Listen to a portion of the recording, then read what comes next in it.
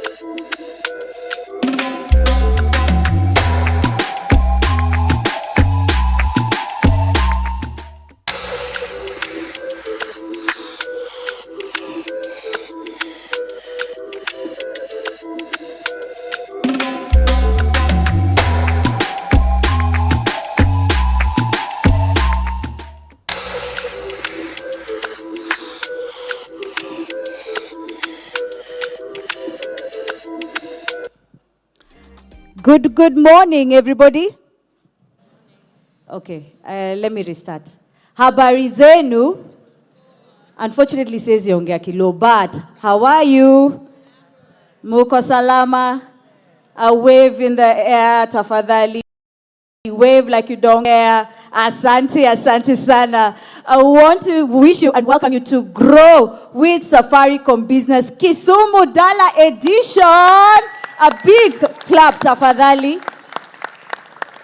We started all the way from Mombasa tukatembea home of champions in LD. Last week tulikuwa Mount Kenya region in Meru. Sasa tuko Kisumu Dala. Nilikwambia my good friend pale, one of our customers anaitwa Tom, namwambia Kisumu last year vile nilikuwa huku I stayed 1 week. Sasa sijui hii time nitakaa for how long, but it's amazing to be here.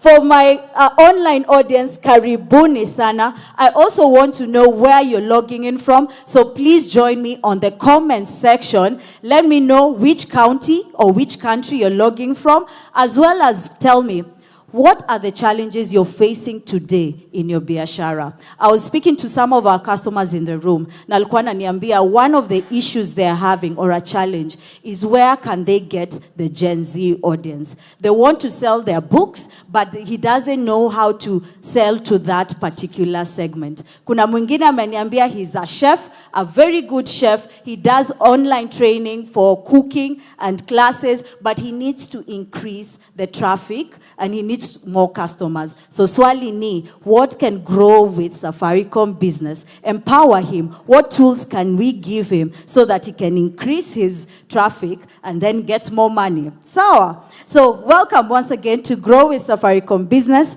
My name is Victoria Wangeshi. I am the Business Development Account Specialist at Safaricom Business, and today, truly humbled to be your MC and your host for the day. What I promise you is we're going to have an engaging session, a session where we're going to empower each other. This is a platform that actually came from feedback from you guys.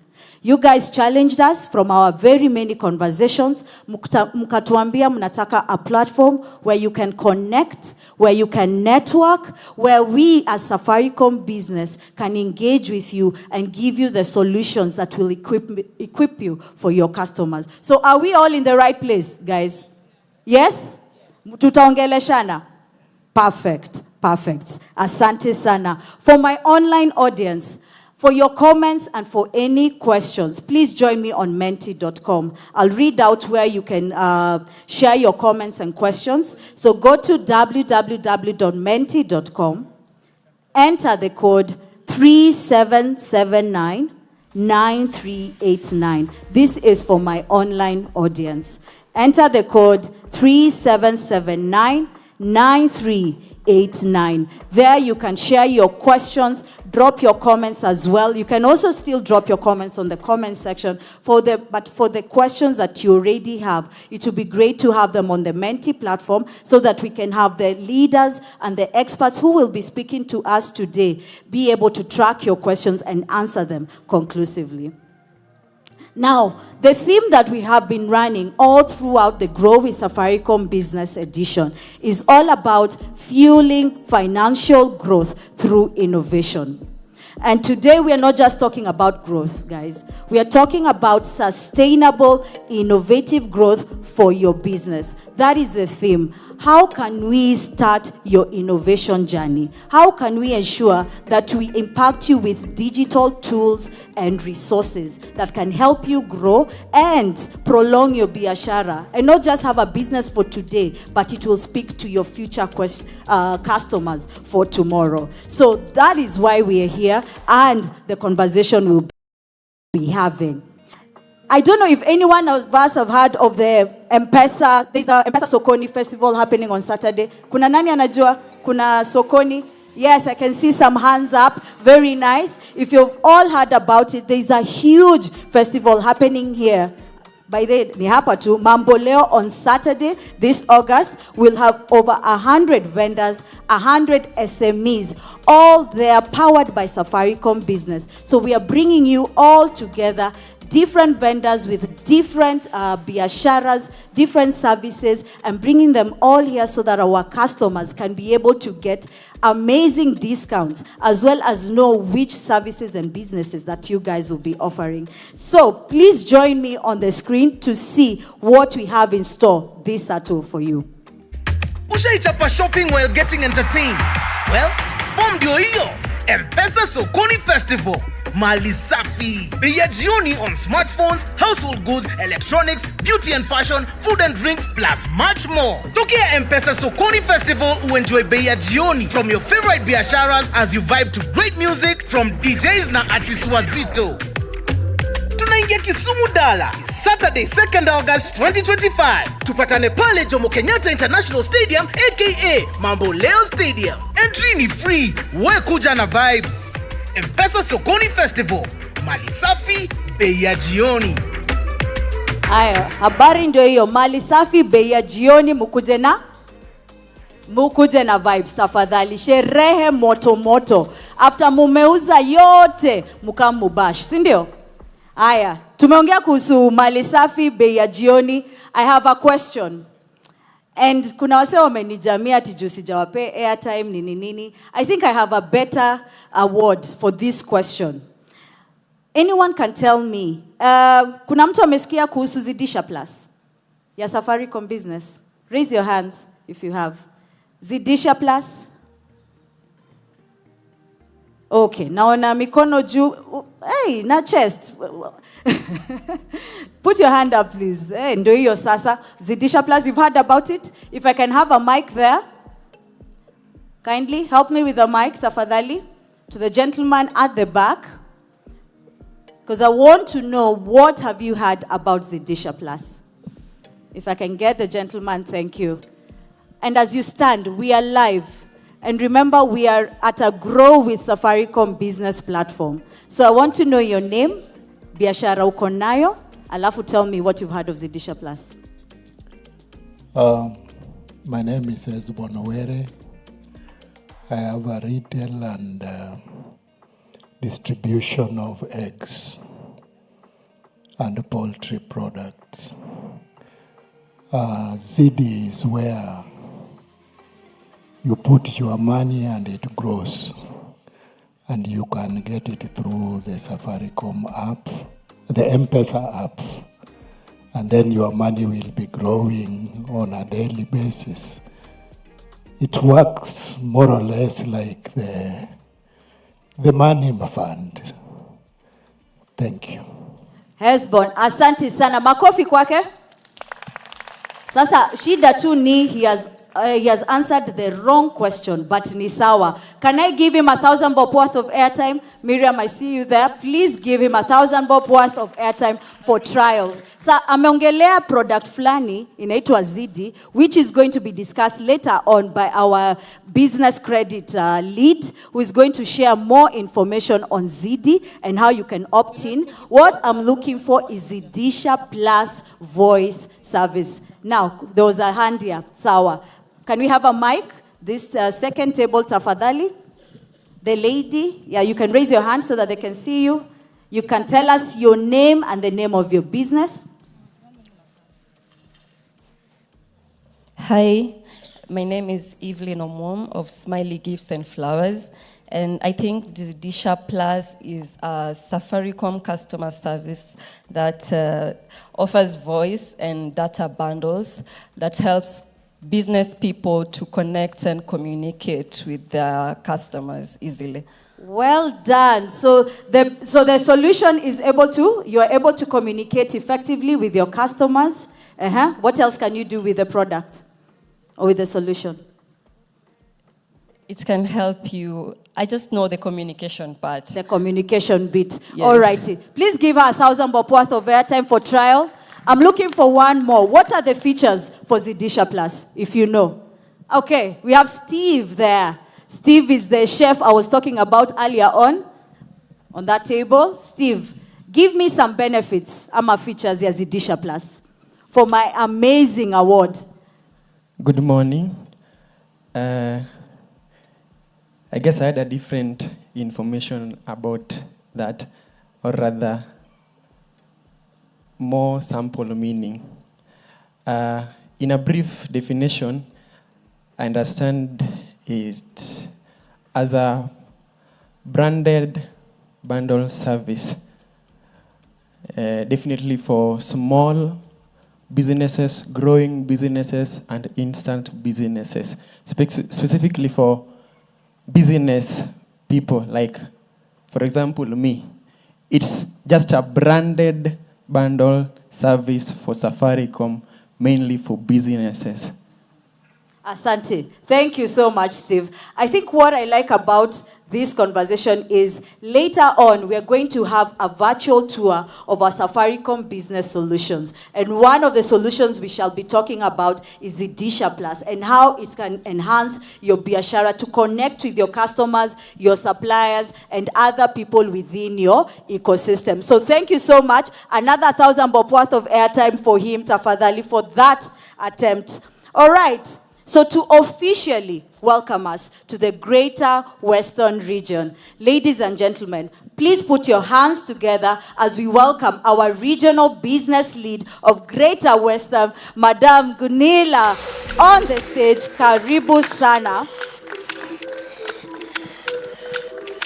Kuja usalimie SMEs wale wako kwa nyumba and other biasharas and entrepreneurs. Thank you. Oya oreuru. Habari zenu. You're so quiet, and I have brewed, I've cooked, I have prepared a meal for you. I have Simon Salimia Vizuri. Good morning. Good morning. Okay, can I ask you for a favor? Come in front. Those who are behind, just come in front. Let's sit from that, where my brother who's by himself. Come to that table, all of you. Just come in front. Thank you, thank you, thank you, thank you. Even here, hata hapo hiyo meza. Thank you, thank you, thank you. Come in front. The two gentlemen at the back, please come in front. So that those who come late are the ones who should sit behind. There's an empty table there. You can sit there.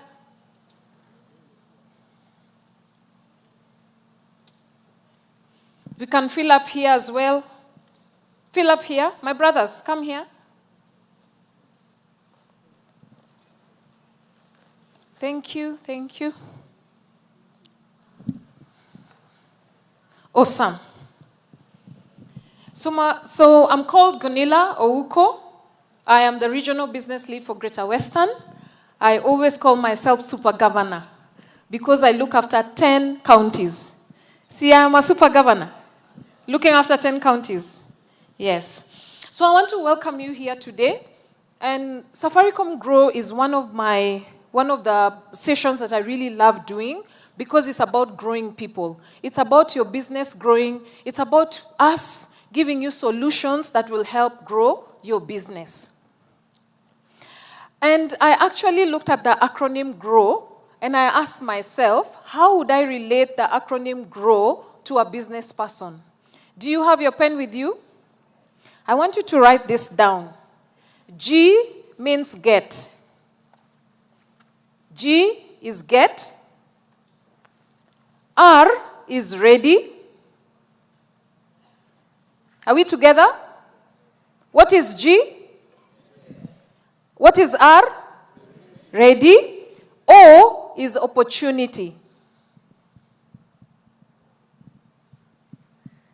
O is opportunity. And W is waiting. Okay, let's go together again. What is G? What is R? What is O? Now, next to opportunity, write is. IS, next to opportunity. Opportunity is. You got it? And then the last, what is W? Okay, so what does GROW stand for? Read it. Awesome. Let's clap for ourselves. Get ready. Opportunity is waiting. That is what GROW means. Everywhere surrounding you, everywhere you walk, opportunity is always waiting for you.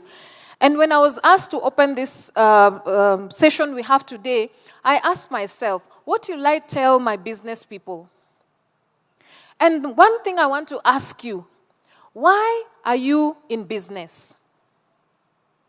What is the reason for which you're doing the business you are doing? I want you to reflect. Why are you in business? What is the reason for which you're doing the business that you are doing?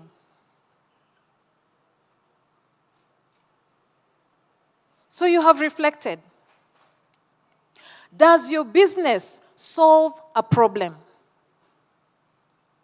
For example, I Googled, what are the problems Kisumu residents are facing? Yeah? What are the problems Kisumu residents are facing? I found out, number 1 was urban poverty. Number 2, food insecurity. Number 3, inadequate access to services like sanitation, inadequate access to health, poor housing conditions,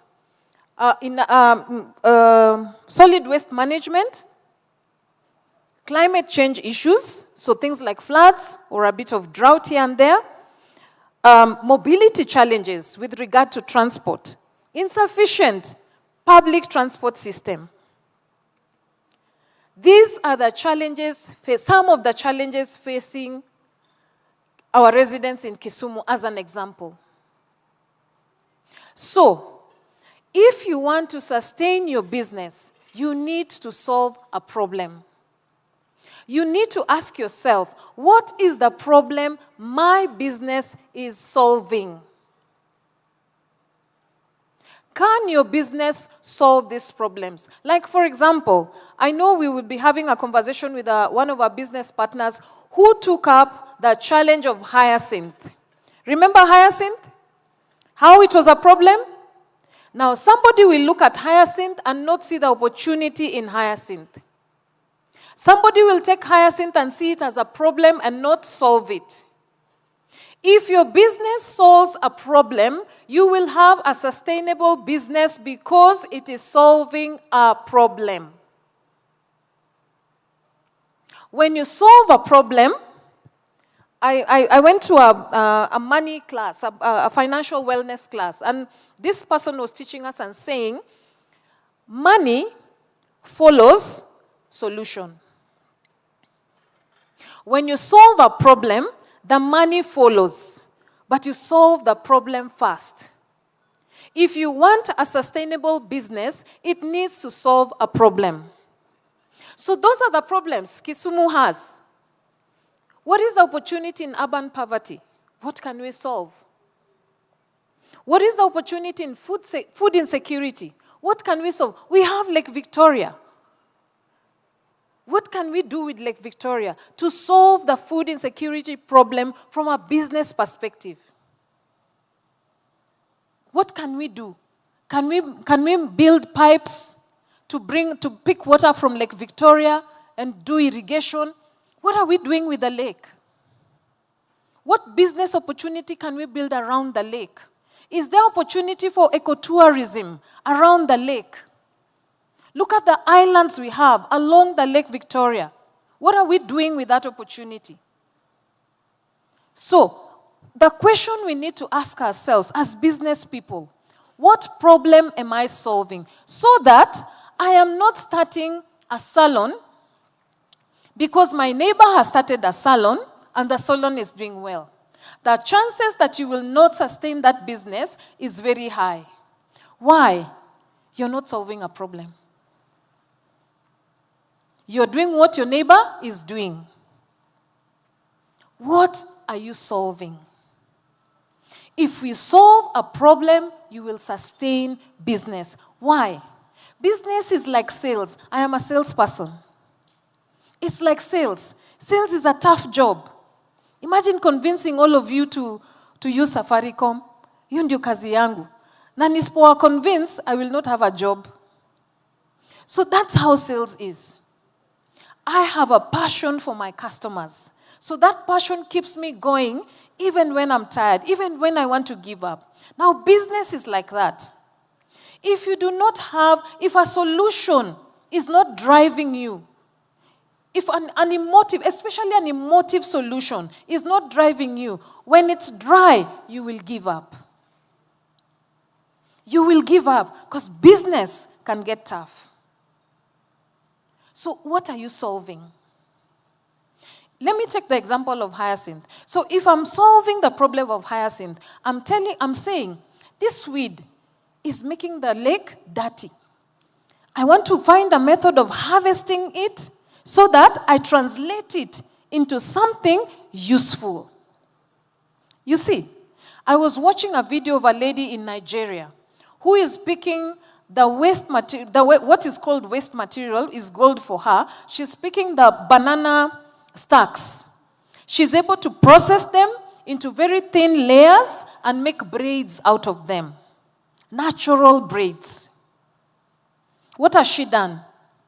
She's solving a problem. First of all, of waste, keeping a clean environment, and then she's moving us from synthetic hair like what I'm wearing to natural organic braids. Haven't you solved a problem? Guys, can you hear me? Uhuru Koda. Hasn't she solved a problem? What problem are you solving? Before we even give you digital solutions, there has to be a problem you are solving. And opportunity is always waiting. See, we have defined grow. Yes, look out, look around you. What problem can you solve? What problem are you solving? And that's our conversation today. And besides that, business people, I want to talk to you again on another point. Why are you in business? Have you answered that question? Why are you in business? Why are you doing business today? I can see a lot of you reflecting. It must be a question to be answered. Are you passing time? If you're passing time, your attitude towards your business will show. Is it a legacy? Do you want to build a generational business that your children's children's children will be so happy that there was an ancestor who was clever enough to start this line of business for us? Think about Guinness. These businesses were started long ago. Colgate. These businesses were started by people, individuals in this room, you and I. Can we build generational businesses? They start today. You've heard stories of Naivas, how the original owner, where he started from. Haven't you heard those stories? We are not far from them. But we need to ask ourselves, why am I building a business? And then, this business that you're building, are we involving our children? Does your child know what you do? Because that is how you build a sustainable business. So those two were my questions. I wanted to define for you what grow is. Then I wanted to ask you, what are you solving? Then I wanted to ask you why you are in business. If you answer those questions, let me tell you, when the business gets tough, question 1 and 2 will give you the spirit to continue to push even when it is tough, because business can get challenging and can get tough. It will give you the sustainability so that one day we celebrate your 18 years like we're doing today for M-Pesa, isn't it? Don't you want us to celebrate 18 years with you for your business? How many want to celebrate 18th year? 18 years. Excellent. Your hands are all up. But it starts today. It starts with answering those questions. Yeah? So, we'll be listening to a lot of conversations today around how to grow. And I've told you what grow is, isn't it? Getting ready. Opportunity is always waiting. Look around you. What's the opportunity? What's the problem that you can solve? So that in solving that problem, you open up a business frontier for yourself that is very sustainable. Yeah? Now, as we focus on M-Pesa at 18, as we're celebrating 18 years of M-Pesa, we have evolved as an organization.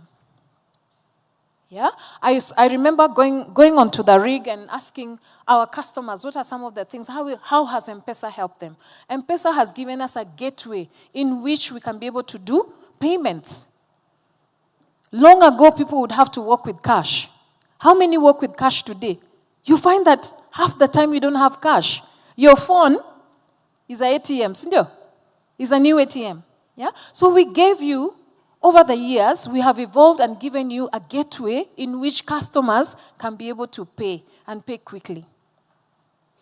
I was talking to a business person yesterday, a lady in Awendo, and she was telling me one of the reasons she likes M-Pesa is because she doesn't have to look for change. A customer can come and eats food for only 60 shillings and gives her 1,000 shillings. Where is she going to get change early in the morning when the restaurant is open? But now, with M-Pesa, with Lipa na M-Pesa, buy goods, whichever channel she chooses to use, the customer pays, she doesn't have to look for change. Isn't it? So you clap for us. Yeah? So we've given you that gateway in which customers, you can interact with customers and customers can be able to pay with ease. Yeah? Another thing we have given you over the years, today, as a business person, as you continue to engage with us, you have access to credit. Sometimes business is low and you want to increase in your stock. You have access to our overdraft facility and you also have access to our loans. That, as our merchant, you have access to. As our business person, you have access to. We also have investment solutions today where that money as an individual customer, because you're a business person, but you're also an individual customer. Today, you can be able to actually, that money that is sitting, that you might use for things that you do not necessarily want to use it for, you can put it in Zidi. And it grows for you. So we have evolved. And we have continued to provide solutions that will continue to help you. I'm sure today you listen to so many other solutions that I may have not spoken about that will help you. Things like fiber. Your business now. You can be able to connect. You can be able to connect with your business, with your customers online. Yeah? And so many other things. I think we'll even talk about cybersecurity at some point. Yeah?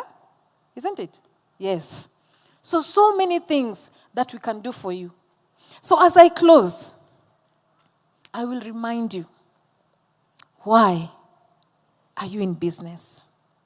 What problem are you solving? And to remind you that get ready, opportunity is always. Help me. Get ready, let's do it together. 1, 2, 3, let's go. Let's stand. Let's stand so that you say it properly. Awesome, awesome, awesome. Aha. 1, 2, 3, let's go. We didn't. You can listen to my Kiswahili is very bad. You know where I come from, eh? Okay, let's try again. 1, 2, 3, let's go. Aya, can we put some sigalagala when we finish and then we stand like this? Let's stand like this. We are getting ready. Ebu, we stand. Ebu nione. The men are letting me down. Get ready. Are we ready? Let's get ready. Let's get ready. Let's get ready. And I want you to say it very loudly. Paka watu wako nje wanasikia. Sawa? Let's get ready. Okay, 1, 2, 3, let's go. What is grow? Let's go again. Oh, awesome. Welcome and have a fantastic day. Asante, a better clap for Gunilla, our regional business lead. Thank you so. Get ready, opportunity is waiting. You've asked some very pertinent questions. Why are we in business? What problems are we solving? Ladies and gentlemen, to help us now paint the picture and connect the dots as to why Safaricom Business is the home of choice where we can help you to solve your business problems as well as challenges, I want us to give a warm welcome to our Chief Enterprise Business Officer, Franklin Okata, onto the stage. Makofi kwake. Nataka kumwambia aingie na hiyo, tumeambiwa get ready. Get ready. Tafadhali. Ndio hiyo sasa Okata. Asante sana. Let us know why Safaricom Business is very important for us. So, our esteemed guests, our colleagues, ladies and gentlemen, good morning.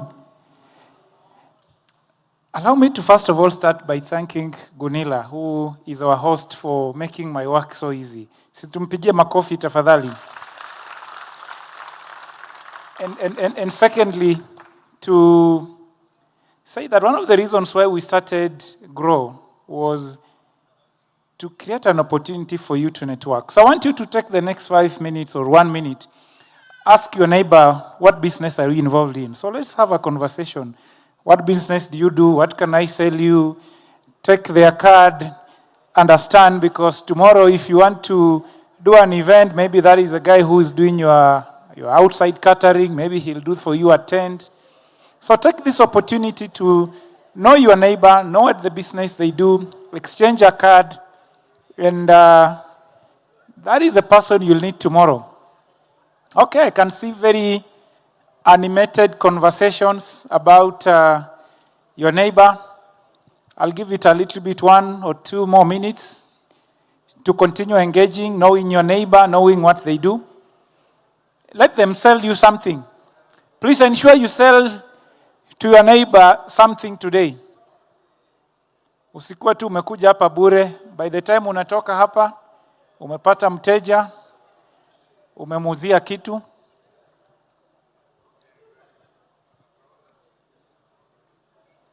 Kwa sababu we are getting ready, the opportunity is waiting. And I'm sure the opportunity is just seated next to you. It's your desk mate, it's your table mate. Okay, so thank you very much. I'm sure we have gotten some businesses. But the way I want to run this is just to, okay, let me wait for us to relax now that we have gotten businesses. I wanted to start with just a small story. This table is very clearly umepata biashara, right? Naomba tumaliza alafu tutaendelea kuongea during the break. So, instead of going through a lot of things, I just want to talk about a gentleman I met.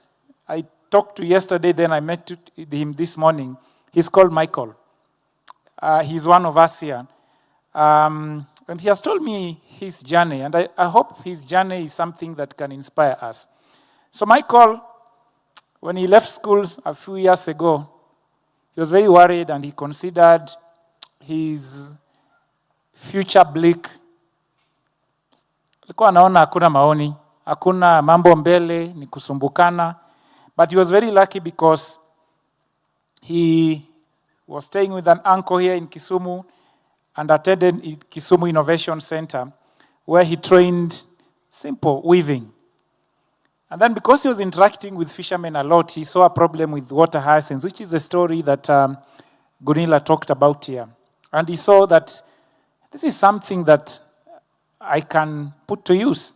So they started using water hyacinths to, weave and create, paper. So waste paper coming off water hyacinths. Many of us, when you hear water hyacinths, we feel like how it affects our ability to navigate the lake. It has really affected the livelihoods of fishermen, but he actually saw an opportunity. And slowly by slowly, he started selling paper, and I will call him here later to just show you what they are able to achieve with that paper. Because today, a few years later, he started, and he's now a founder of one of the biggest, I'll say, fastest growing businesses around there, called Takawiri Craft. Takawiri Craft is an enterprise that works and empowers local communities surrounding Lake Victoria, and they actually make paper, then they make gift bags, they make beautiful papers. I'll call him to show you. And that's the reason we're here. We're here for people like Michael, who is a representative of many of us here. People who are starting businesses and they're experiencing challenges.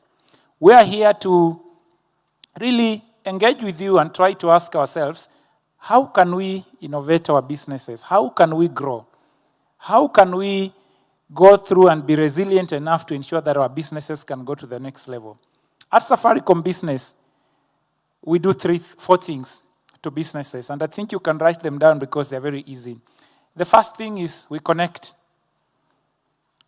And the story of Michael and connection is how we enable him to be able to call his customers, to be able to call his suppliers, to be able to communicate with fishermen.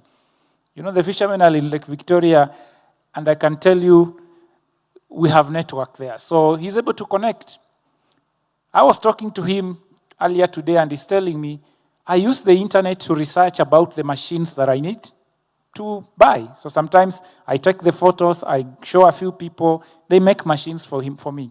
He has used the internet, connecting to customers, connecting to suppliers, connecting to other stakeholders, and connecting to the world. The next thing we do, other than connect, is we protect. And I don't want to really go into a lot of details, but my colleague later on will speak about it.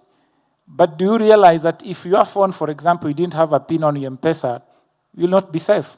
Or you didn't have a password to your email and things like that, you'll not be able to really access it. So we protect. And then the third thing, what we do at Safaricom Business is we enable. For us, enabling is how we help your business to operate well.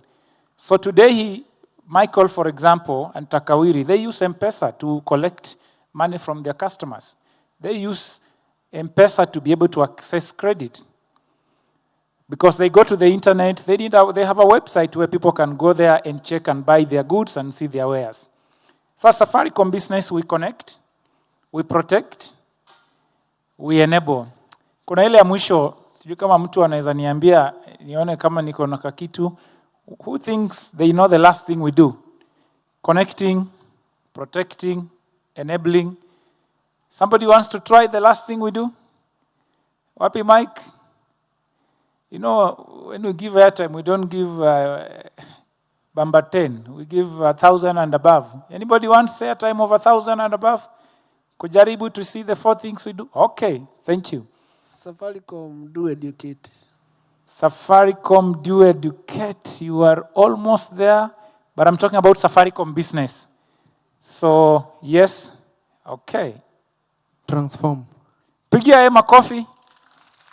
Tafadhali nani atapeana airtime 1,000 shillings? Tafadhali mpe. So, we connect, we protect, we enable, and then we transform. If you look at some of our cutting-edge solutions that we do for businesses, that you can be here, many of us are here, and I'm sure you can see what is happening in your business. You can see the payments that are happening. You can see, you can reach to your business. You can, if you're using CCTV, you can actually see what is happening in your business. All those things, what they do is that they enable you to transform your business. And that's the reason why we started GROW with Safaricom Business. I'm very happy to have found a new meaning for GROW, which is get ready, opportunities waiting. It's for us to have a moment where we can have a conversation with business people and not just talk about our products, but also talk about other skills, impart knowledge to you, have an opportunity for you to really engage with others, know what they have done, learn from the experiences so that you can be better. So as I finalize, I want to take this opportunity to welcome you for this session. And I want to also take this opportunity to say that we don't take it for granted that many of you have chosen Safaricom Business to be your technology partner of choice, to help you to connect to your customers, to enable you to grow your business, to protect your business. We have been running this forum, as Victoria said, from across the country. I'm very excited because this is the second time we are coming to Kisumu. We were here last November, and based on the feedback you gave us, we are back. So please take this time to engage with your neighbor, listen to the lessons, learn from the speakers who are going to come after me, and engage with some of your products. If some of you have carried some of your products, please show your neighbor. So before I invite the MC to come, I want to invite Michael to come, because Michael, and please come with some of your wares that you have so that you can really speak about it and we can start seeing the power of innovation. You are telling me how sometimes you have to research about how a certain machine looks like. So I just want you to take 1 minute to talk a little bit about your business and how it does and some of the challenges you have had and how you have faced them. But maybe let's start talking about this. What is this? I'm also Ujo Turwa. Umar. Abe Amor. So I'm Michael Otieno, and I'm a game Wagai. And I just stay here in Kisumu, Mamboleo. So Michael is a resilient person. So I got training from Kisumu Innovation Center, and this was after dropping out of school because of lack of school fee. So my former boss by the name Mr. Michael Mchilwa saw the potential in me, and he mentored me to where I am now. So basically, what I'm holding here is bags from the OSINT. Yeah. So basically, the handle is made from OSINT, the stem, and the paper is made from OSINT fiber and also waste paper. So basically, Takawiri Enterprise is a social enterprise that is offering a sustainable solution in controlling water hyacinth in Lake Victoria, whereby we engage fishermen in removing the weed at a fee, and also we work with another local lady who collects waste paper. We buy from her. So we take the hyacinth plus the waste paper to our workshop at Mamboleo, where we crush it using a locally fabricated machine. We call it pulping machine. Then we come with the paper.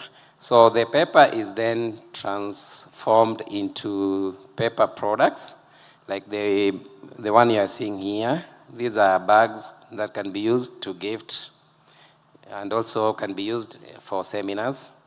So Safaricom has been a partner to me personally and also to my business, because number one, it enabled the growth of the business.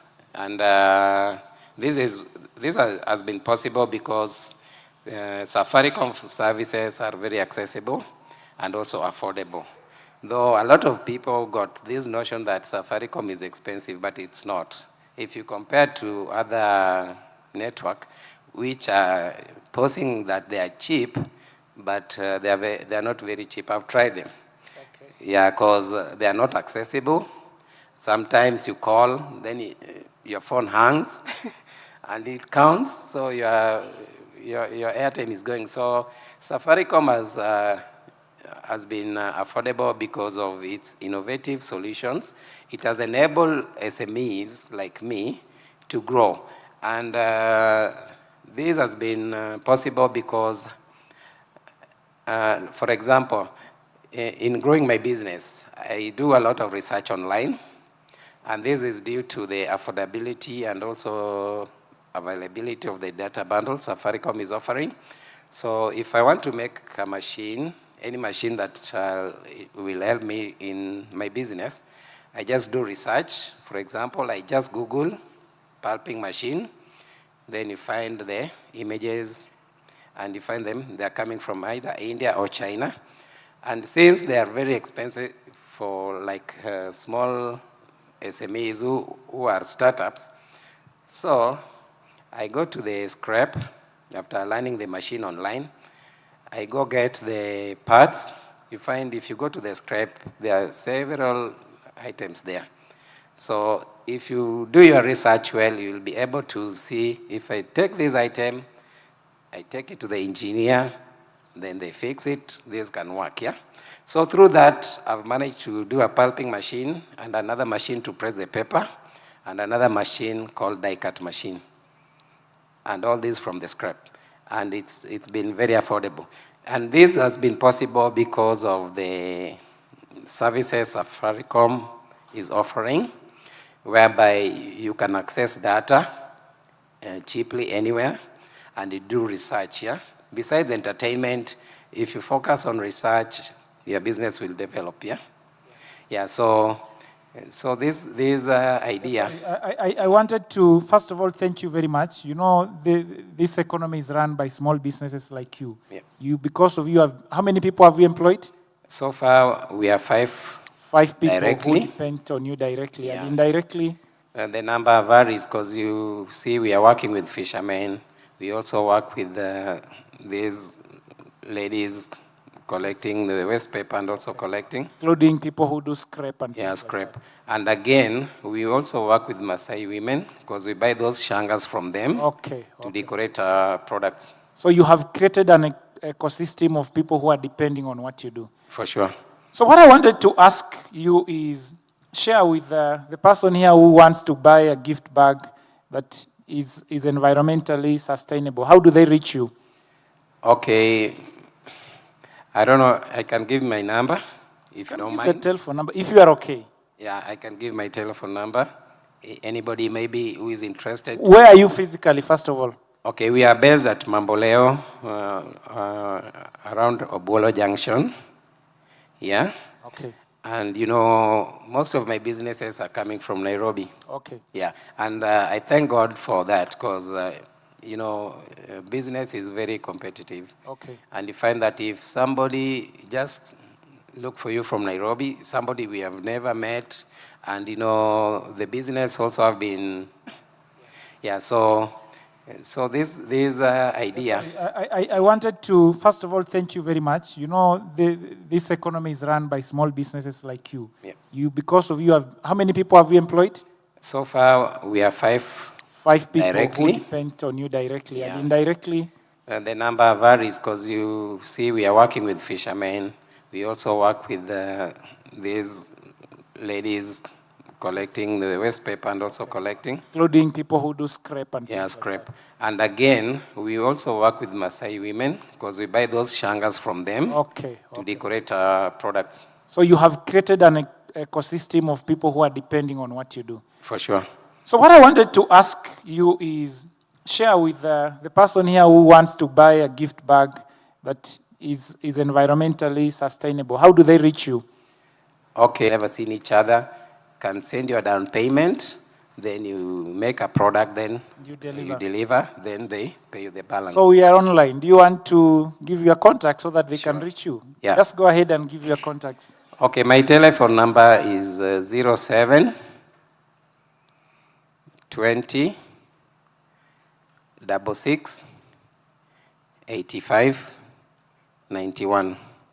So thank you very much, Michael, for the great job you do.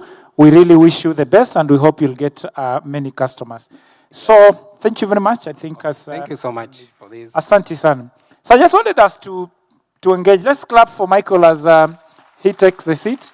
And I really want to just show you the power of technology, the power of innovation, how it can assist you to run your business. So welcoming you to the rest of the event, I'm handing over back to Victoria. Thank you very much. Thank you. Thank you so much, Okata.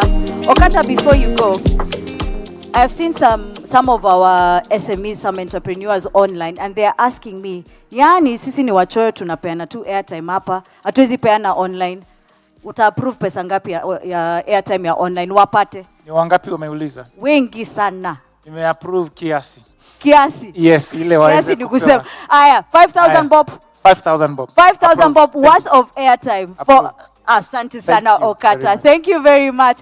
5,000 bob worth of airtime for my online community. We are going to be dropping the pins. The fastest person who is going to get those pins. The floor is yours. The floor is yours. Asante. So we have heard from what Grow is. We have been given the picture of exactly what Safaricom Business is going to empower and how the tools and the resources we are going to give you. Fundamentally, there are 4 pillars that Safaricom Business runs on.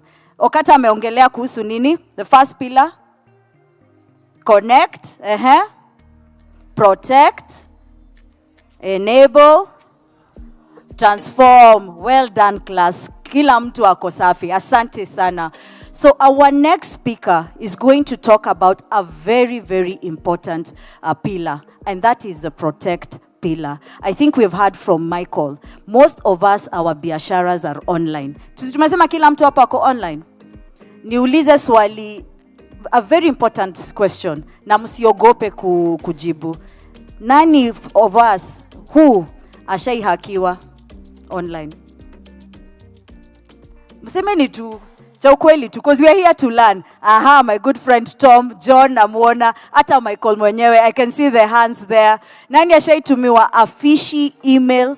Unfortunately, hauko unaangalia vizuri, ukaklik kidogo kidogo, unaona pesa ishaenda. Nani? I can see half hands going. Kumbe, yeah, probably. We are all affected. Ladies and gentlemen, our next speaker is a pioneering leader in cybersecurity and blockchain intelligence, serving as a CEO of CyberGuard Africa and founder of Africa Hackathon. He is, with a PhD in information security, he's a highly respected academic and advisor to organizations like EC Council and CyberSafe Foundation. Yani, this guy, let me tell you, because I've heard him speak before, he's going to come and scare us just a little bit, because his mission is very dedicated to shaping a more secure digital future for Africa and beyond. Ladies and gentlemen, as I introduce our next speaker, a very esteemed guest, one of our questions, I think I saw a question online. Give me a second.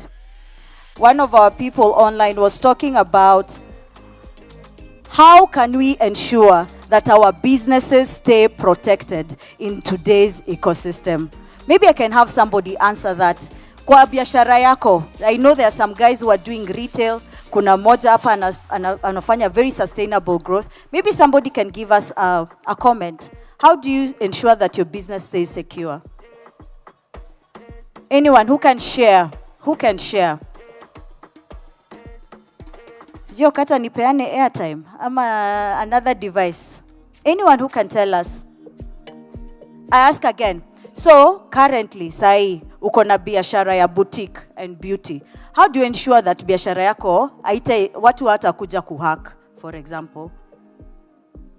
How do you ensure that ukienda online, ukipost, ukituma line yako, if you're using your phone number, that your phone maze ita get I can see a hand up.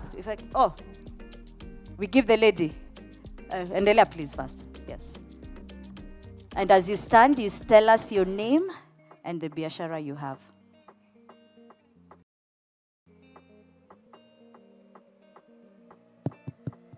There it is.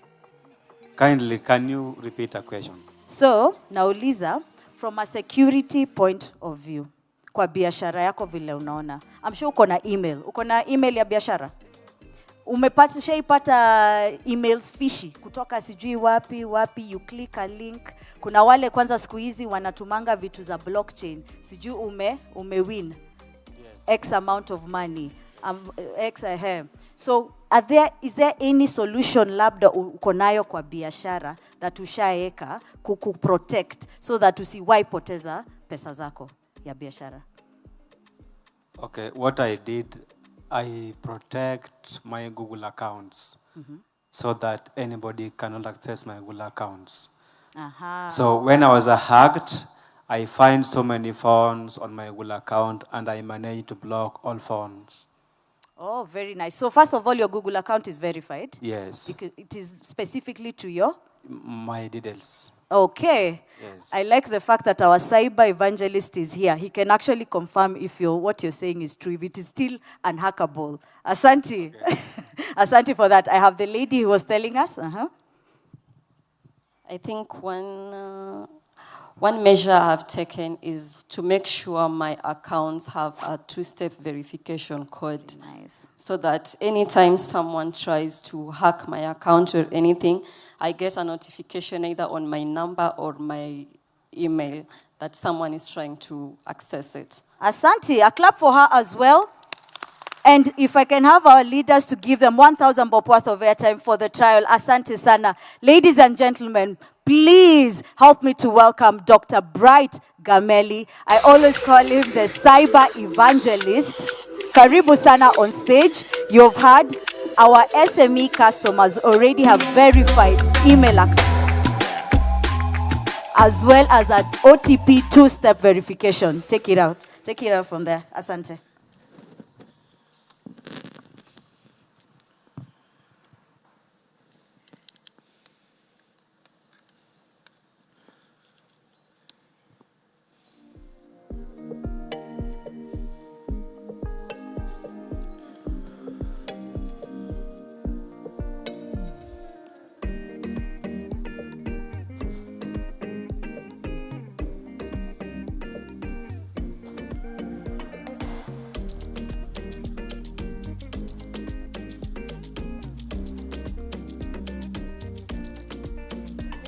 Good morning.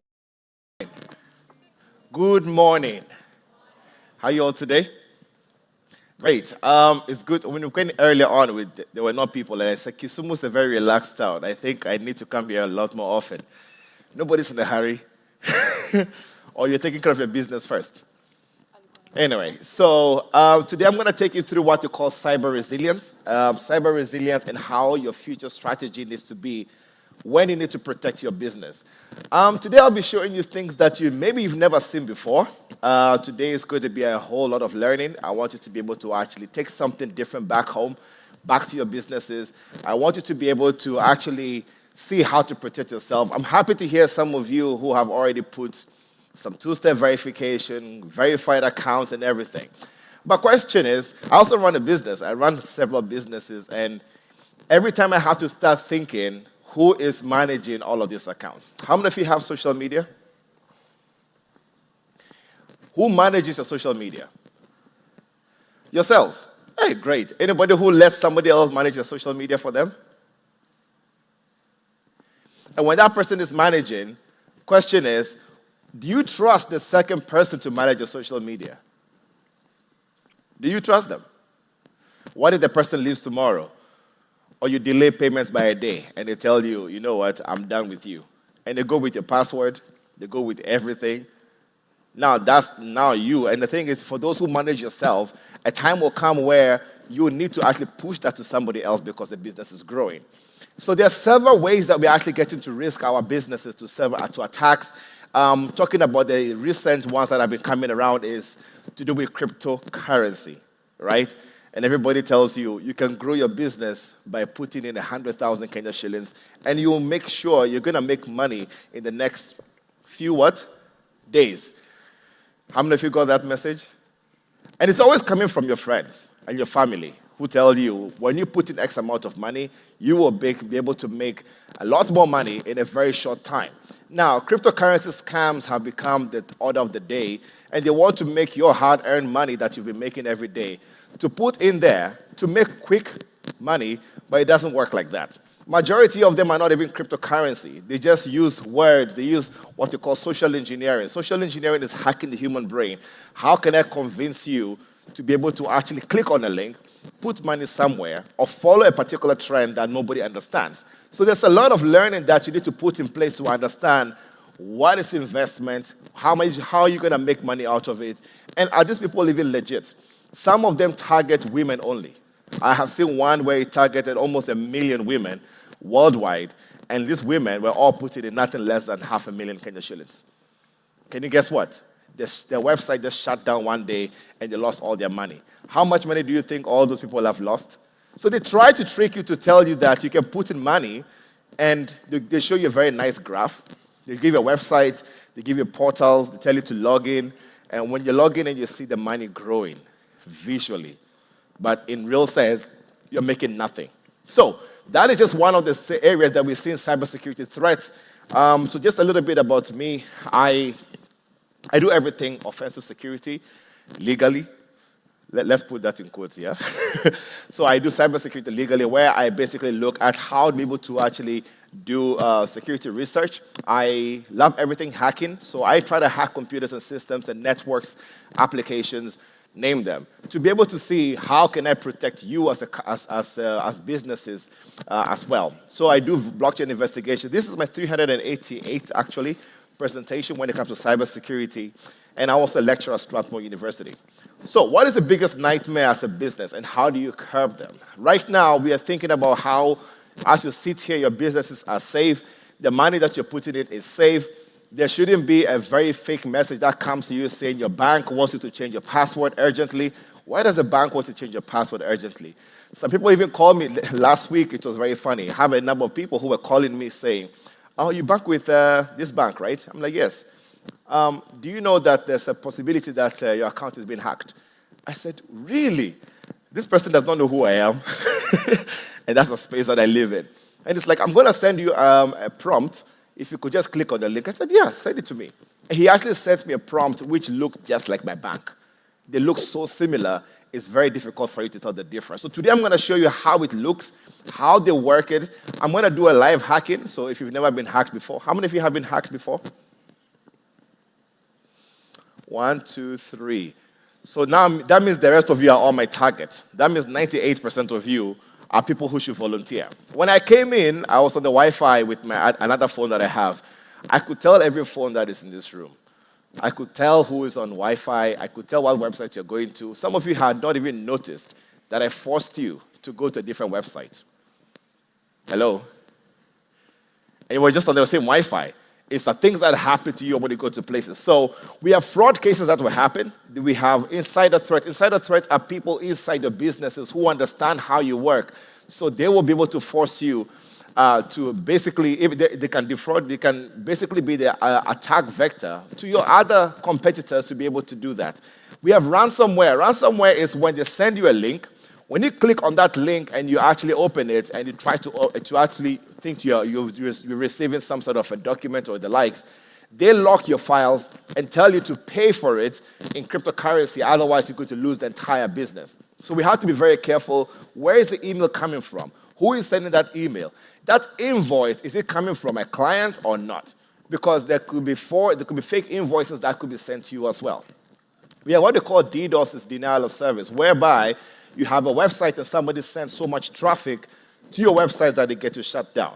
So you will be hacked someday. It's just a matter of when. So we need to actually start thinking and change our mindset of how do we become proactive rather than being reactive. That doesn't mean that we are not going to have reactivity. We will have moments where we have to put reactive models because we don't understand all threats. We don't understand all means of how somebody is going to actually compromise you. It will happen at a point in time, and that everything you've been trying to prevent before will still come as a surprise. So what are some of the risks and impacts? When you look at this, we have risk to access to client list. If your business is here right now and somebody get access to all your clients, like our good friend who came on stage earlier on, and all your client lists have been shared with somebody else, how would you feel? Yes?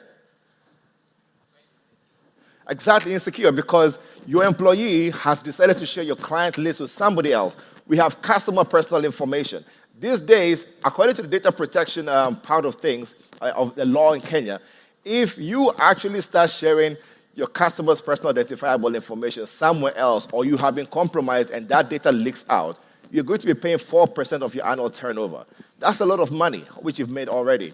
Financial details, or company details, pricing structure, which, again, with the things that you're selling right now, if I know that the next batch of goods you're going to make, and I can tell that you're going to add a new touch to whatever you're creating, and I can give that my competitor or a competitor that I want to move to, that this is what he's going to add, and this is the details, it becomes a risk to you, right? So your businesses are not going to move because people can do that. People are doing that right now. People are malicious. It's just human nature. Then we have expansion plans. The impact it will have to you is financial losses. We have high cost of reputation, high cost of cyber attacks. When you've been attacked and your business goes down right now, it is very difficult for you to be able to actually regain that particular business back. And of course, reputation. If your website starts showing things that they're not supposed to show, you actually start a challenge. Nobody can trust you. Because now they think you are a scam. They think that you're not secure. They don't want to buy from that particular web page if social media, for example, or your email is what is being used to actually do that. There's a lot of hardware right now which can be used for hacking as well. And I own all of this, by the way, and I have some of them with me. If you look at it, if I may ask a question, between these two cables, which one do you think is real and which one is fake? They both work. Anyone? Yes. Okay, you think the white is original, the black is fake. Okay, anyone else? At the back? One is fake, one is real, yes. There's no difference. Oh, you can't tell the difference. Actually, if you look at it, they are the same, exact same thing, right? You can't tell the difference. Yes. The person behind you. No, behind you. Behind.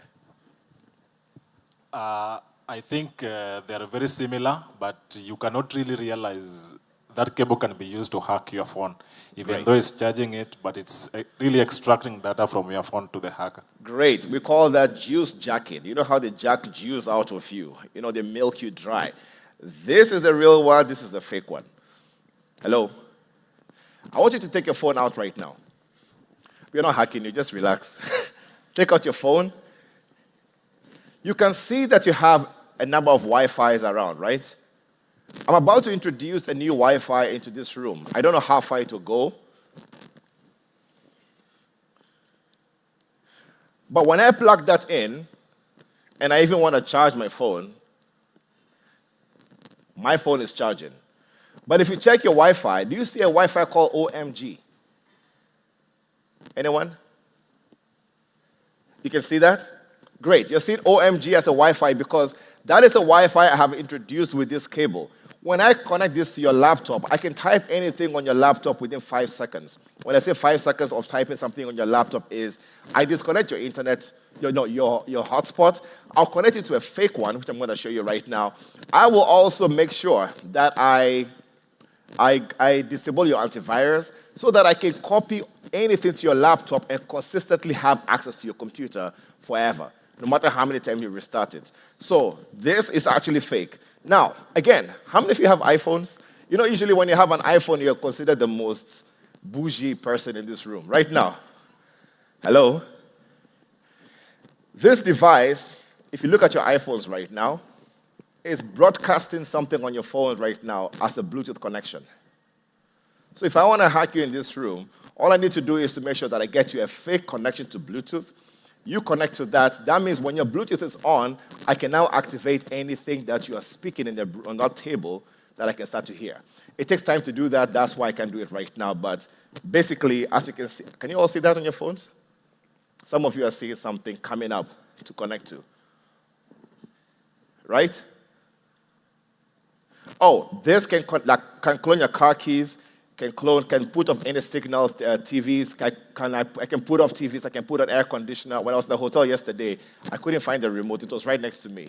This is what I was using to control the air conditioner. These are things, anything that's a signal, that has any signal anywhere can be cloned because of such tools. So hardwares are there, and many things else.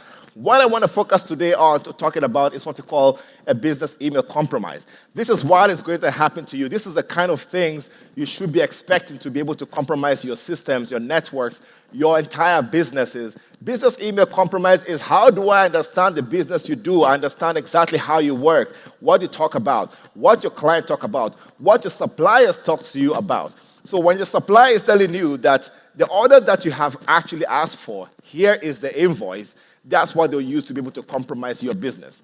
What's your name, sir? Pardon? Shadrach. Shadrach, you are company A. Let's call you company A. You own a business which is actually doing sales. Shadrach, if company B that you're sending an invoice to tells you have not paid, yet you know very well you sent an invoice, what would you feel like? Frustrated. Frustrated, because you've sent an invoice of 3 million Kenya shillings. Company B decided, you know what, that invoice came from another bank account. You actually said that the bank account has changed because your original bank account is going through an audit. Yet it never came from you. Right? Do you have your business name? Are you online? No. Okay. But you have a Gmail account? Yeah, sure. So can I borrow your Gmail account later today? No problem. Great, thank you. I like volunteers. You know, it makes the presentation fun. So I'm going to show you how we force that email from you to myself, even though you are there, to be able to do that. But how do they get you hacked? A hacker wants to be able to collect as much information about you to be able to compromise you. A hacker wants to know details about your business to be able to compromise you. So they need details like what? Your names. How many of you have your social media names is the same you use everywhere? On TikTok, on Instagram, on Twitter, or X, I still call it Twitter, on LinkedIn. You have one username that you use almost everywhere. Your IP address gives information about your browsing activities as well, and that browsing activity is a fingerprint to understand exactly how you work, what you browse, how many times have you clicked on Amazon to actually browse a particular entity. It gets to know that. Your email address, I'm going to show you how your email address has a lot of information about you that I have no idea about. Location details. We talk about triangulation, and every time you're blaming Safaricom for triangulation, yet we don't even know how triangulation works. I'll show you exactly how you get tracked just because you've clicked on one link. We're looking at your phone numbers. You go to your guard books. Every time you go to a building, what's the first thing you do?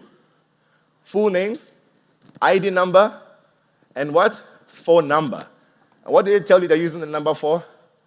Just in case the building collapses, we can find your family and friends. That's what I get to be told. You're laughing. Is that true?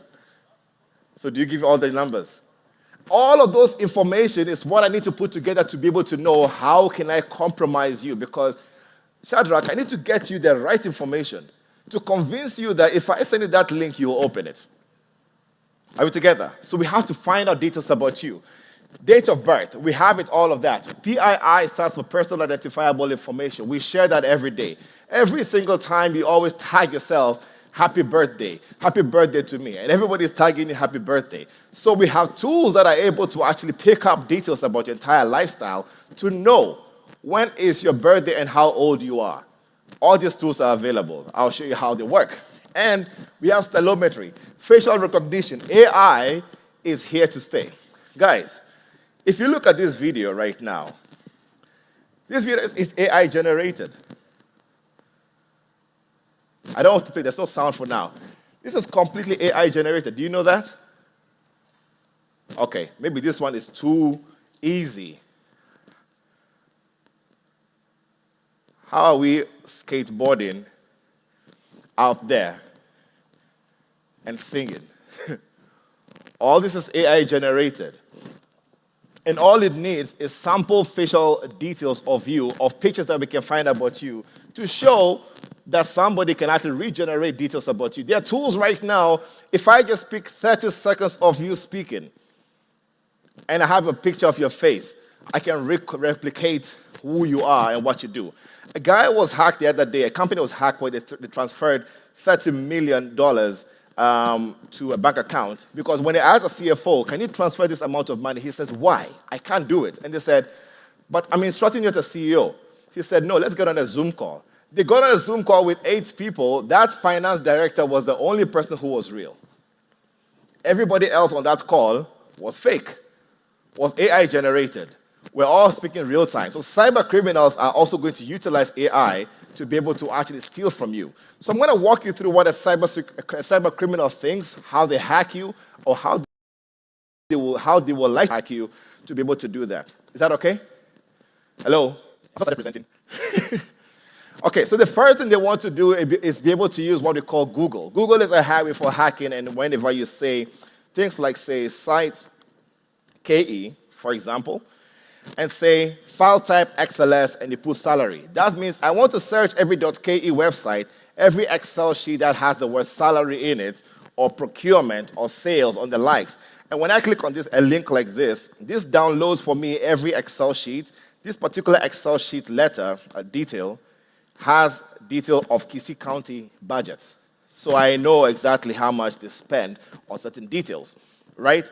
And this is basic search. I'm not hacking. I'm only borrowing what is on the internet. Just that on the website is hidden or is deep-rooted in somewhere on the website that I don't know how to get it. So you can change this to say, I want every Excel sheet that has the word Kisumu. And it will just go through all websites, anywhere that the word Kisumu has been mentioned in any document out there. So you want to collect information. If I had a particular target, we call this Google docking. There are so many types, there are thousands of commands that I could have typed right now, but I'm only showing you the basics of them. Let me put this here. So there are ways to be able to get that. There are ways to be able to say, I want to go to a particular website. Can I get any website sample? Anybody? It doesn't have to be Safaricom. Safaricom is here. Any other? Pardon? KRA. Great. So if I say KRA is .go.ke, right? And I say, I want every PDF document on the KRA website, it will give me that detail. Why?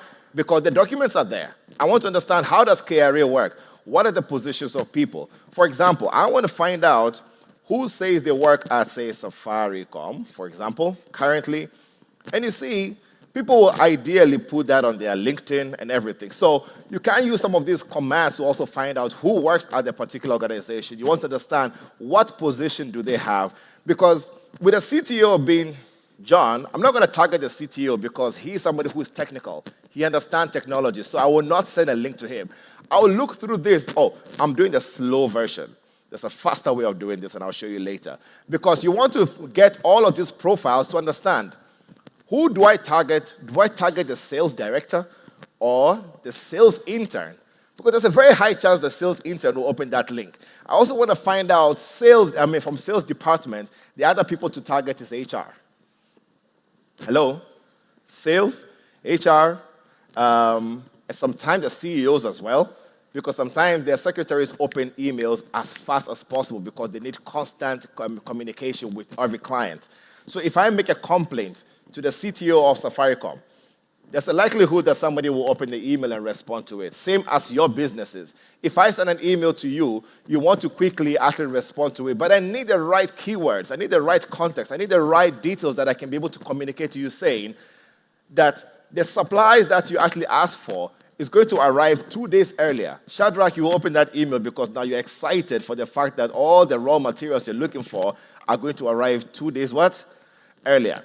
Kindly fill in this form for me to be able to actually deliver on time. Would you believe that? I don't know what business you do. Right? I hope you're getting the context. Okay, so these are these details that you know how to be able to get that. But now we actually go to other places where we try to find out details about how your business look like. Can I get another company? Any other? Let's leave KRA now. KRA is done. Safaricom is done. Any other? Kenya Power, so KPLC, right? Great. Everything I'm doing is publicly available, so there's no hacking here. So if I put it's kplc.co.ke, am I right?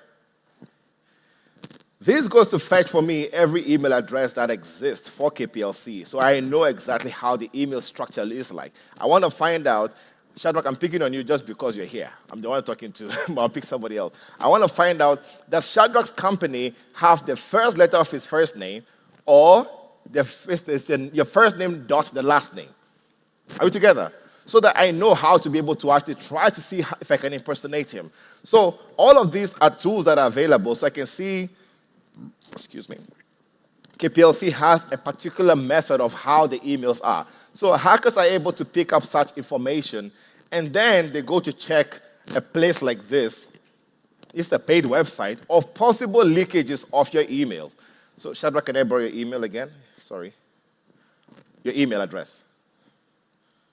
Mathenge shad@gmail.com. Mathenge Shad. S-H-A-D. S-H-A-D. At gmail.com. So if I pick this up, I don't know. I'll go to a website called Have I Been Pwned. It's a website you should check for yourself. So you should go to this website, and I'll try to check to see if Shadrach has been compromised before. And if you have been compromised, this does not mean that it was your fault. This could be the fact that, zero data breaches. That means the national account has been compromised, right? Well, that is to what we know for now. But you see, I like to still check other places to be sure that there's no password leaking somewhere. None. So Shadrach is safe. If I put myself, write zid@gmail.com, it shows that my account somewhere has been compromised, and let me see. And the password is in the public. So if you check this, Trello was compromised some time back, and my password is there. LinkedIn was compromised some time back, my password is there. It's not my fault. So there are two ways of hackers being able to get that. One, either the third party that you've signed up with has been compromised and the password is leaking, or two, what we call an info stealer. Info stealers are affecting your browsers and stealing your passwords as you log into most all the websites you go to. Are we together? Hello? Can we continue? Great. So this has been happening for many years. So when I find this, I know my password is somewhere in all of these databases, in the dark web or deep web, and it's just there.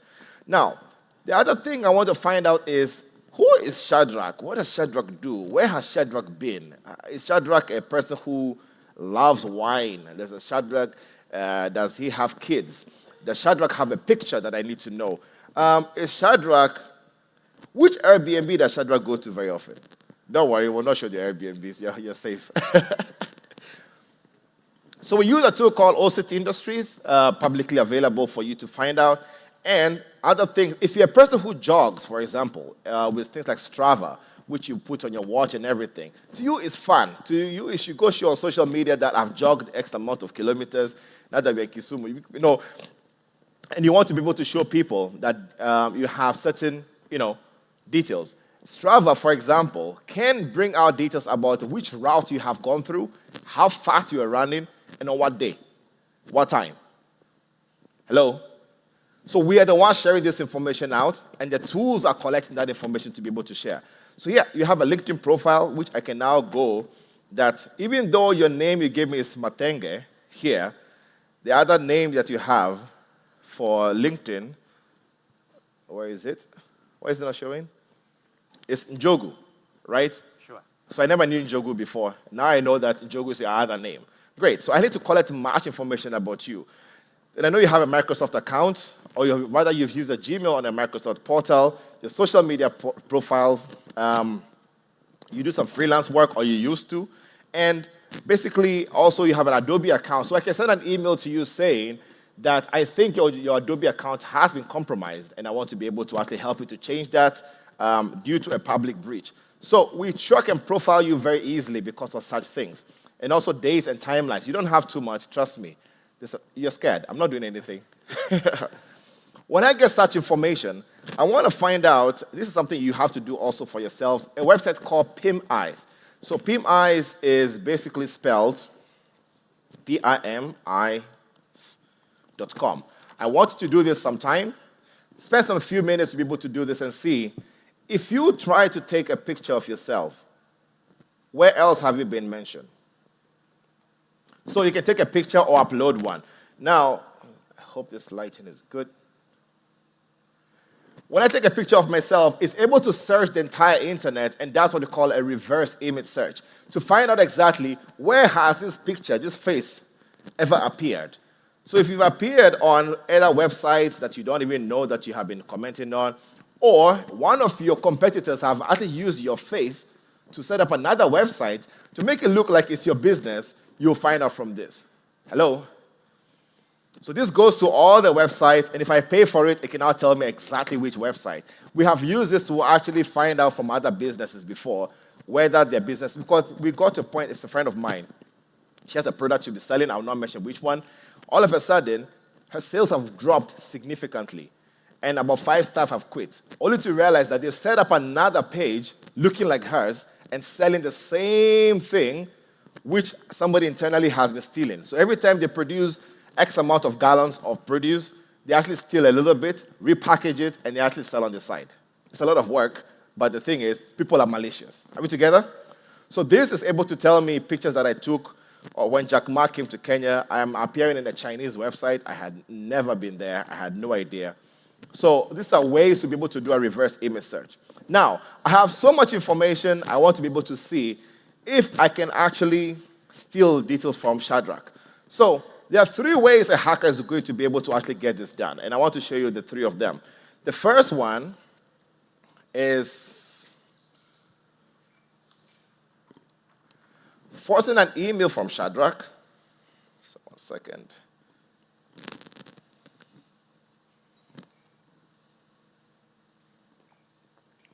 Forcing an email from Shadrach to Bright, which is my email. Oh, Shadrach, you not see it in your outbox, by the way. What should the subject be? Invoice. Invoice for Safaricom. Kindly find the invoice attached for your processing. Oh, wrong spelling. So that's one. I forced an email from him. He's checking his outbox. It's not there. You won't see it. You have no idea. In fact, put your phone on the side. So Shadrach has no idea. I'm actually impersonating him right now.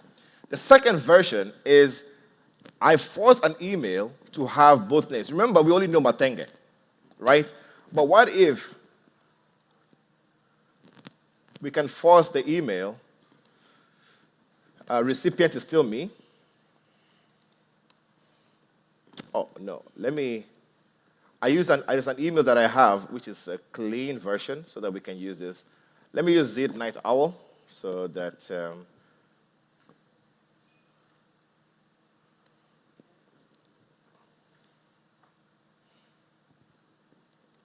that I don't show too many of my secrets in my email. So, from Shadrach to my demo account. I use this for demonstrations. And then we said we're going with what? Subject is invoice. Invoice. Okay. Kindly find attached the invoice for processing. So that is forcing an email from him. Now, the second one is I try to put your name, because if anybody sees your name, Shadrach Njogu or Shadrach Matenge, which one do they go for? Matenge. Matenge. Obviously. Great. So I send an email to same Zid Night Owl from Shadrach Matenge, right? Subject is shipping details. Kindly make sure you fill the form to get early shipping, as we are ahead of schedule. Great. So that's the second version. Third one is every time I fake an email from you to client B for processing as a procurement department or finance department, whenever they respond, you don't get it. Your colleague here is the one who gets it. So you're not aware. Hello? And that's going to happen to you. That every time you're responding, let's hope that works. Every time they're responding, it makes it look like it came from you. But the thing is, it's nothing to do with you. Sorry. So that they basically get to do.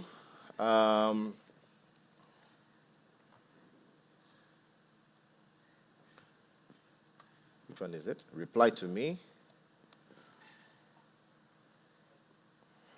Where the sender email is you.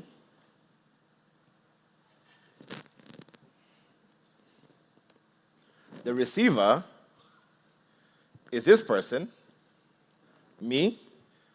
But every time I want to reply to Shadrach, it goes to another person. Can I get another email? Can I get yours? Yes. B? Yes? Dot Omwenga. B dot? Omwenga. Omwenga. 70. O-M? W. Yes? E-N-G-A. Like that? Yeah. Yeah? 70 at Gmail. Huh? 70 at Gmail. Yeah. Great. Subject is grow with Safaricom. Kindly make sure you attend the event. So in the next 5 seconds or 10 seconds, we should be seeing an email, a thread of email that we can get to. So let me get to my email here.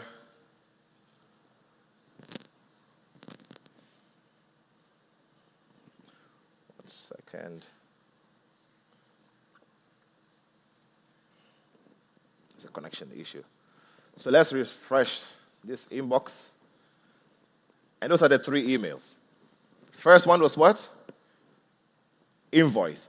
But if you look at this, the indicator here is that I said send via SendGrid. The majority of you will not look at that. So now, in fact, do you have a picture on your email? If you do, and I send a picture there, I send my phone there, it actually would have shown your picture. So let me say I got the email. Thank you. This is the only time you're going to see the email thread in your inbox. Check. So that's number 1. Number 2 is the shipping details, where this actually is not even Shadrach. Just because it has Shadrach, you see it has your name, Shadrach Matenge. But the email itself is what? Seaward@gmail. I don't know who that is. So it has a bunch of emails that it uses that to be able to send that email. So again, that's another scenario of what might happen to you. Has it come through? Yes. It has come through? Yeah. Was it you who sent that email? No idea. No idea. So that's what happens in the business email compromise. The last one is the one I said I sent to you, where it has your name at Gmail, but if you look at it down here, the reply to, this is something, please, you need to pay attention very closely. If you forget everything, make sure you ever go to see. If you see a place where it says reply to, meaning they're trying to change of where it goes to. Are we together? This is how a lot of businesses are being scammed when it comes to, especially when it comes to invoices. So when it says reply to, it now, when I want to reply, it goes to who? Bimwenga.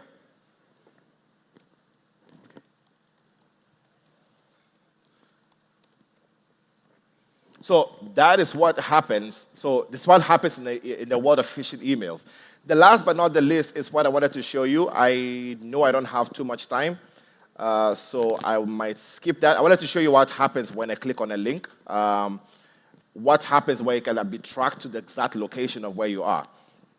So this is a video just to show you what happens when somebody has just your phone number. We have tools that are able to fetch everything about us, about our entire lives, just because of a phone number. Now, this is my phone number, and once you click on just getting my phone number, this goes to fetch every single detail it can find on the internet about me. My age, that 4 red dots is that I'm a wine lover because of something called Vivino. It keeps on going down and be able to actually find details about me. Let me tell you, it goes further. It digs a lot of details about you. It goes to fetch everywhere I have been, places that I have commented on, my entire timeline.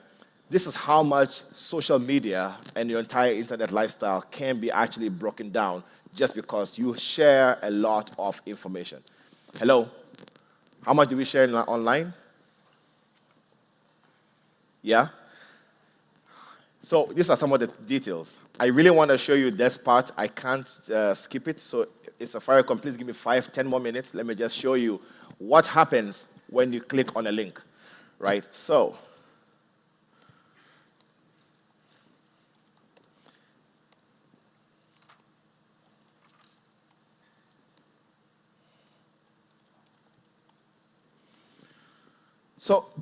people would like to get into your network or your systems by getting to serve you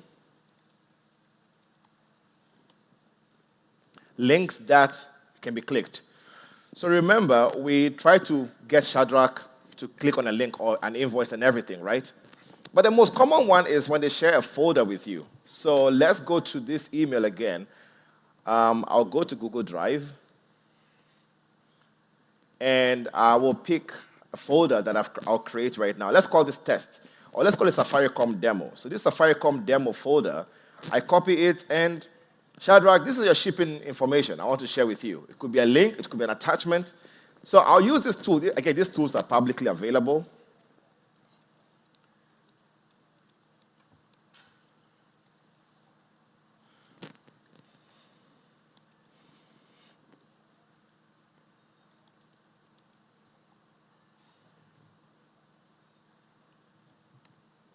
So apart from Google Drive, the others they do is to send you fake WhatsApp messages to join. They tell you, oh, you need to join this WhatsApp group. This is where we're discussing every business that you can think about.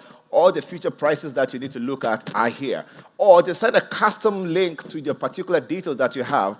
And for example, here is Google Drive. So don't forget about the green screen and everything. They serve you such a link. And this generates a link for me to use.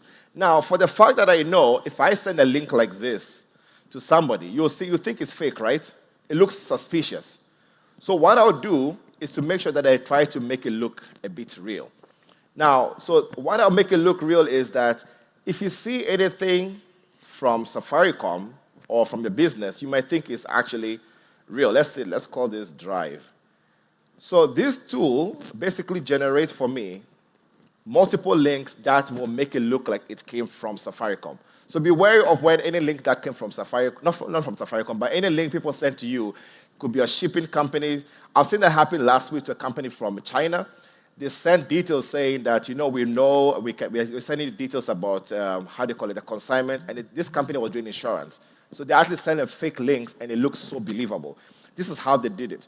So if you look at this, if you go to this link and you're not sure where it's coming from, please go to a website called Virus Total. Please note that down.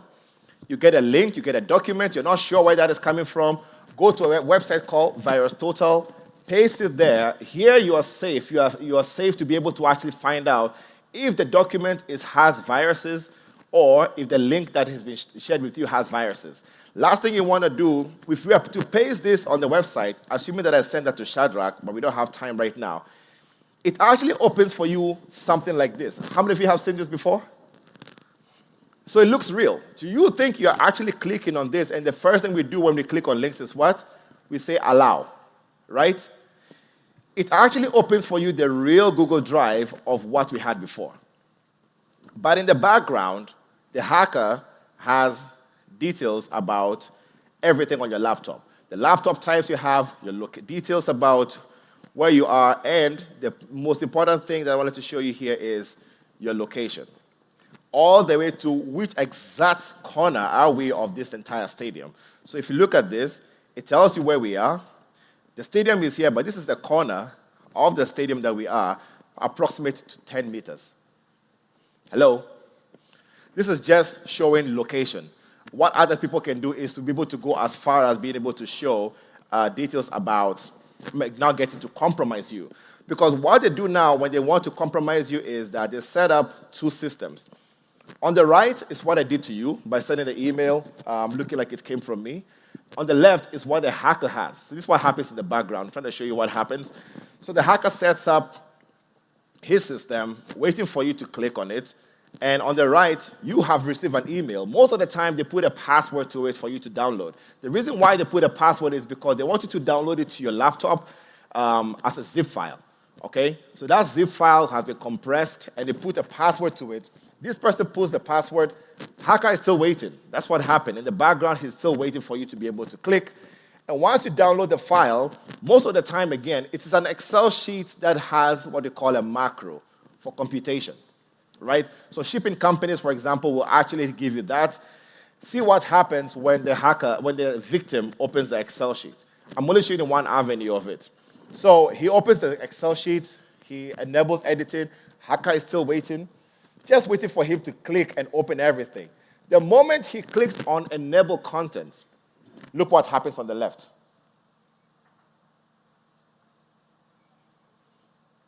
It starts to download multiple files to the computer.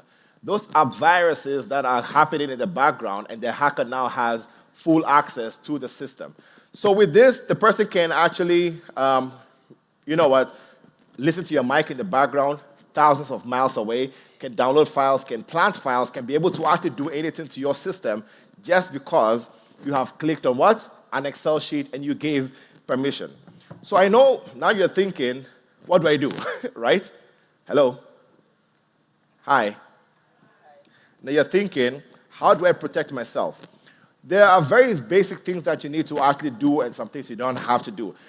Your password, you need to actually create very strong password. But I know every time you want to create a password, you create passwords which are very simple. If you go to how strong is my password, it gives you the website, the first website you see, you click on it. And assuming we want to put the password to be Shadrach, how long will it take the slowest computer to actually crack the password Shadrach? It will take 5 seconds for the slowest computer in the world to crack Shadrach. If I put Shadrach 2025, which I know we do to all our businesses and our passwords, it will take 3 years, for example. But see the difference when I put Shadrach and I put a space in between the Shadrach and 2025. It takes 3 years to now what? 33,000 years. Hello? So we need to start putting spaces. Let your password be a phrase. Shadrach 2025 will be the best business yet. Then you can add exclamation mark or 9900, whatever you do. That way, you have a very mega strong password. That's I don't know what that is, that word, right? So the first thing is what? Put spaces in your password. We are human beings. We cannot remember every single password. That's why we need to actually do what we call a password manager.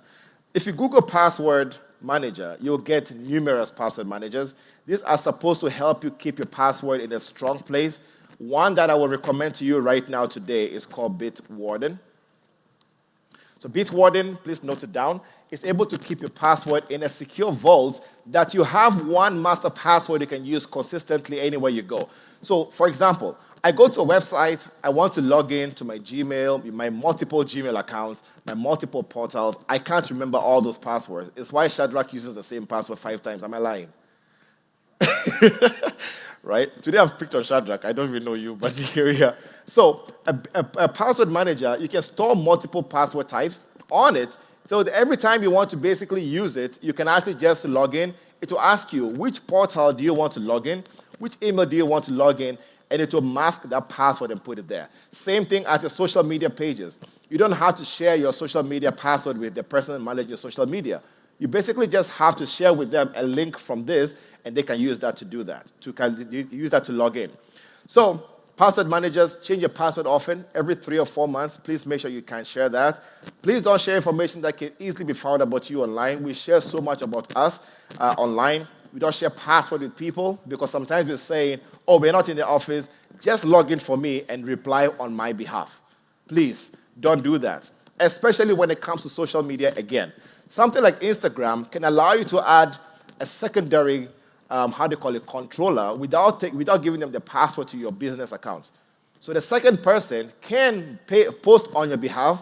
If the day you want to fire them, if you have to, they don't have access to your social media.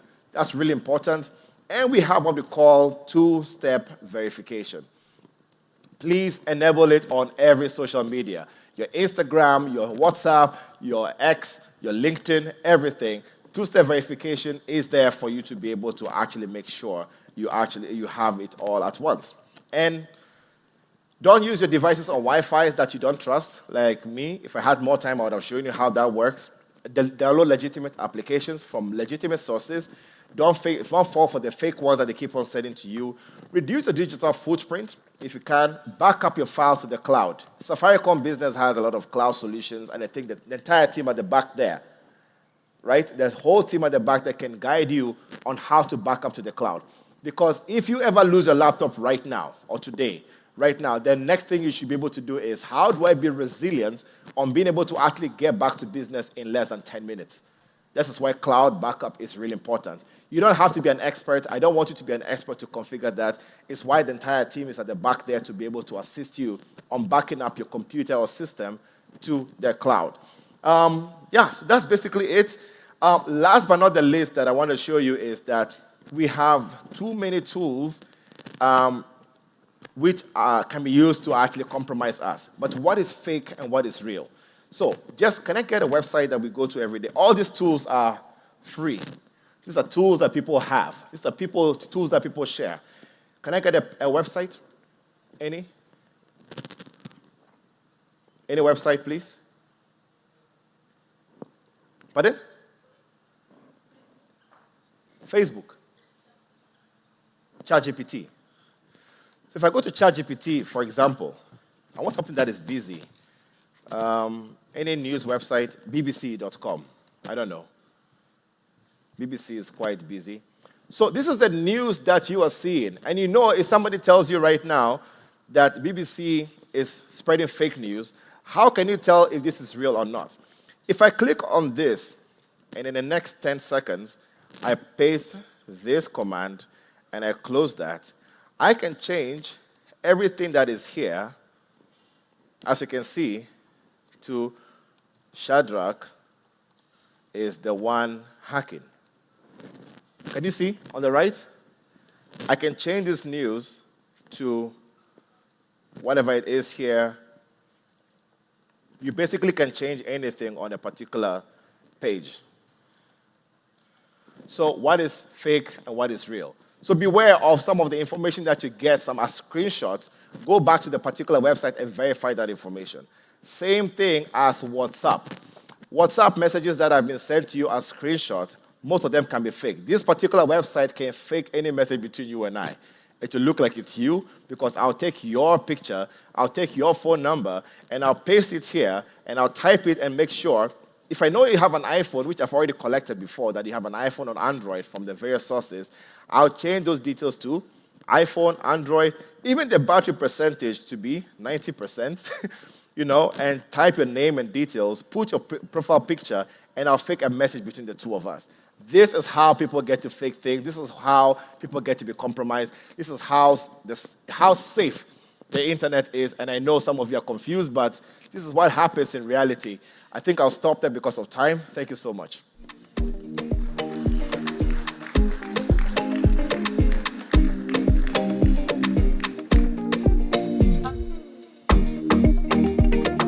Hello, hello. Hello, hello. Are we scared? Seriously? Mumeshtuka. Sasa, Bright, what next? Now that you've made everybody scared, what next? Back to basics. Back to basics. Yes. We need to go back to Security 101. Let's do the bare minimum. Things like two-step verification, change your password often, and if you ever feel you have been hacked, you've been hacked, you don't know what to do, do one thing.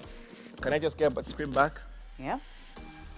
If you ever feel you've been hacked and you don't know what to do, you click on any browser that you have, even if it's your phone.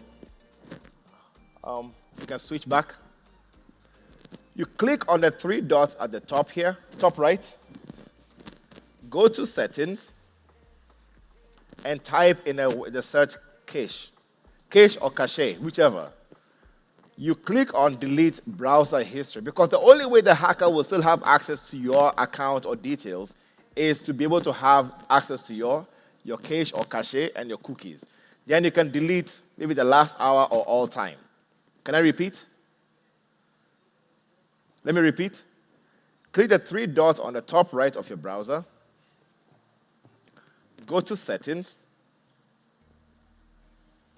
When it brings this entire page, whichever browser you have, just type cache or look for it anywhere on the screen and say delete browsing data. So delete your browsing data last hour, 24 hours, or all time for you to be able to actually be safe. So same thing as your phone. If you have your phone, if you're using Safari or Chrome or whatever you're using, make sure you go to the settings, delete all the browsing data to be able to actually just, as a first step, to be able to be secure. Asante, a better round of applause for Daktari Bright Gameli for that amazing, amazing presentation. Now, I have seen a lot of questions coming in and a lot of comments from our online audience. Please remember, we are going to have a Q&A session right before we end the session for today. So we are going to have a Q&A moment. So please have your questions ready. I'll give you a moment to ask as many questions as you can, especially when it comes to security. Now, I want us to, actually before I do, thanks Bright.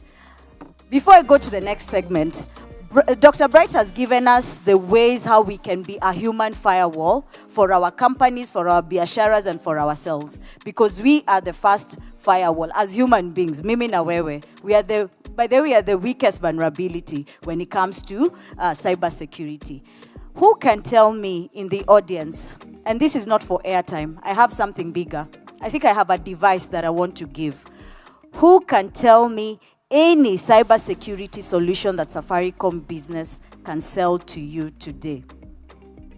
For your SME or for your organization. Any one or two cybersecurity solutions, especially now after we've heard from Bright and telling us we need to secure our websites, we need to do this for ourselves, we need stronger passwords. Nani anajua solution lolote from Safaricom Business when it touches on cybersecurity? I see a hand up, an attempt, two on the same table. Okay. I would attempt cloud backup. Cloud backup, Yeah, that one. Okay, that is on our cloud solutions. I want specific to cybersecurity. Later too, it will protect us. I think we can attempt two-step verification. Yeah. When setting the password. When setting the password, okay. We can enter the first password, then we verify the same password. Correct. So you can actually have an application that can enable you, or a dashboard that can enable you to ensure that you get a two-step OTP verification from Safaricom Business. All righty, I want to award her. Please let me know your name. Actually, come on stage. Kuja hapo ni join tafadhali. Utuambie your name and the business you have. And can I ask, Gunilla is still here? Yes, please come. I have a device for her. The name and the biashara uko nayo. Okay, I'm called Monica Juma. I'm a trainer from Seme TVC, and I'm running a serial business. Thank you. Asante sana. Biashara yako iko online? No, not online. But uko hapa Kisumu, physical ni hapa? Yes. Asante. Gunilla, our regional business lead at Greater Western, please award her, and you can show her what she's getting, by the way. What do we have? A Samsung A9 tablet to continue with your biashara, your serial business. Please, pose for the camera. Asante sana. Zawadi moto.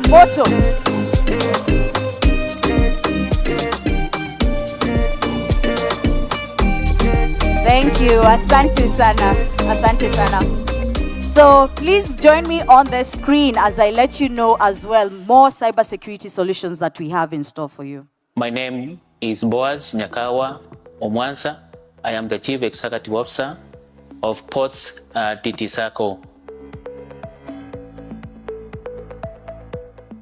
Ports DT was registered in November 1966. Currently, we have a membership base of around 18,000. Our total asset base now is heading to 11 billion, and our total revenue is coming to 2 billion. And on our loan portfolio, we are now approaching 8.1 billion. One of the challenges that we have been having is on collection of deposits from our members. But again, we appreciate Safaricom because we are using their platform or PayPal to collect this deposit from them. Sometimes we encounter no services at our branches because of connectability that we have been having with other vendor provider. But of late, we have no that challenge. And again, we have been having a challenge of attacks from cybersecurity personnel who have been giving us a lot of challenges. But from the time we came up with this solution of SD1 and the managed security services from Safaricom, we haven't had any challenge regarding to cybersecurity. Our future plan is that we are supposed to increase our revenue from the current revenue of 2 billion to around over 8 billion come the year 2028. What I expect from Safaricom Business is, if possible, to come in and manage our digital platform, because that is key to our members. Ports Zidisha, uplifting people.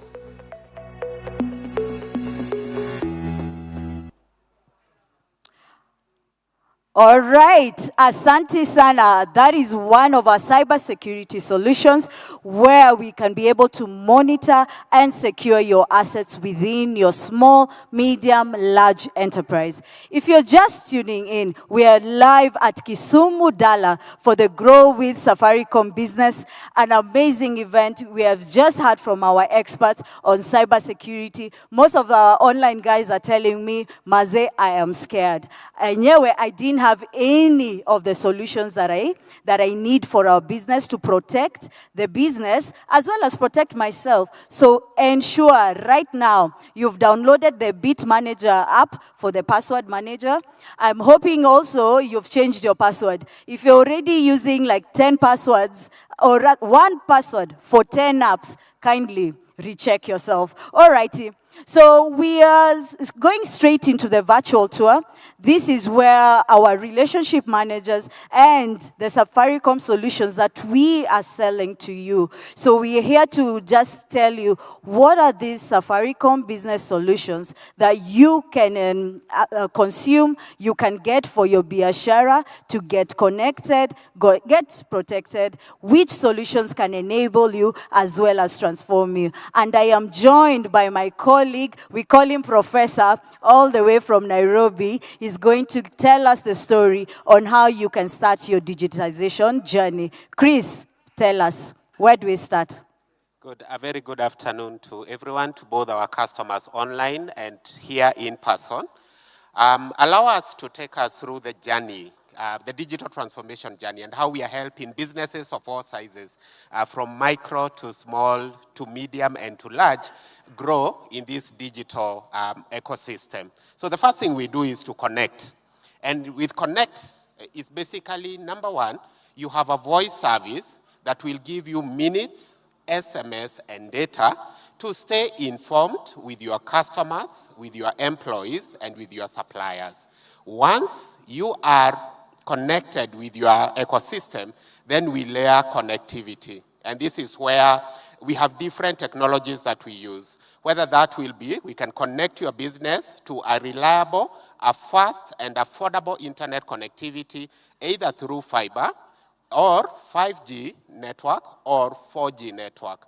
Always ensuring you never miss an opportunity, or you never miss your customers' engagement when you are online. Perfect. So you've talked about how our customers can actually connect on the voice services, Zidisha Plus being one of them. Absolutely. How can they get this solution online? Absolutely. And I would want to encourage every customer to just take out their phone and then they dial *485#.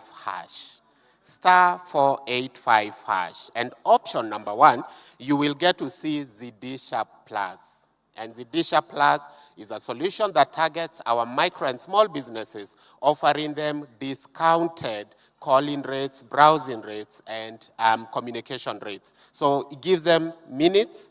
You are able to talk on a discounted rate. You can send an SMS on a discounted rate, and you can also browse on a discounted rate. So we are giving you a discounted communication plan that will allow you to be in touch with your customers, your businesses, and suppliers. Value for your money. All righty. So we've connected you, so now you're able to speak to your customers, speak to your suppliers, as well as all your stakeholders in your ecosystem. The next thing, how are we protecting our businesses? One of our winners, she has a serial business. She has talked about an OTP verification, which we can offer at Safaricom Business. What else is there? I tend to believe I want to continue from where Bright has landed us. And he scared us and told us some of the things we need to have is email security. You need to have a strong password, for example. And over and above that, make sure that you are able to layer a multi-factor authentication with a backup. But from a Safaricom point of view, what should we as business people or entrepreneurs do to protect our businesses from cyber breach? We have an array of solutions.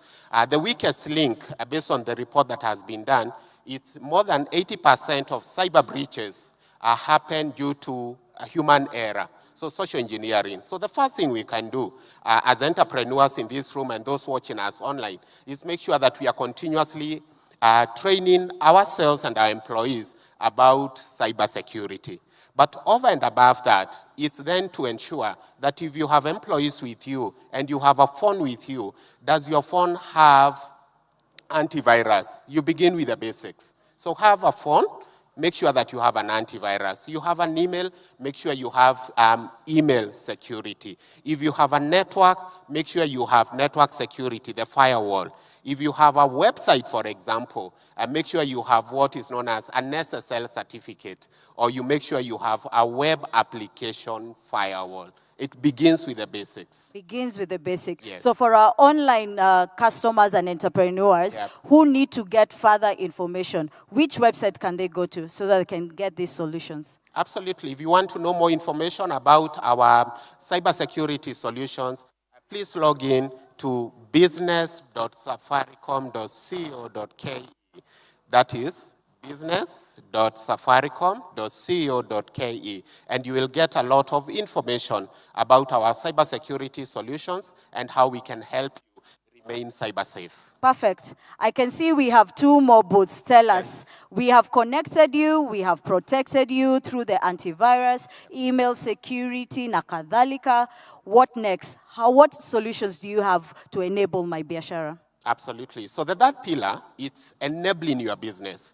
And to every business who is seated here and also watching us online, you'll agree with me that you also need to tap and to grow your business by going online.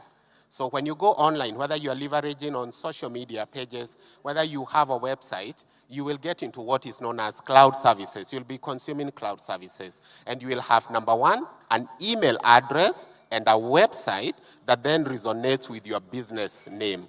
So you start with a website and then an email address that then alludes to the type of your business. So actually, one of our customers was talking about backup as a service. Absolutely, absolutely. So once you have an online identity, then you can start asking yourself, what else can I get? Where is my information? So make sure that your information is stored safely on the cloud.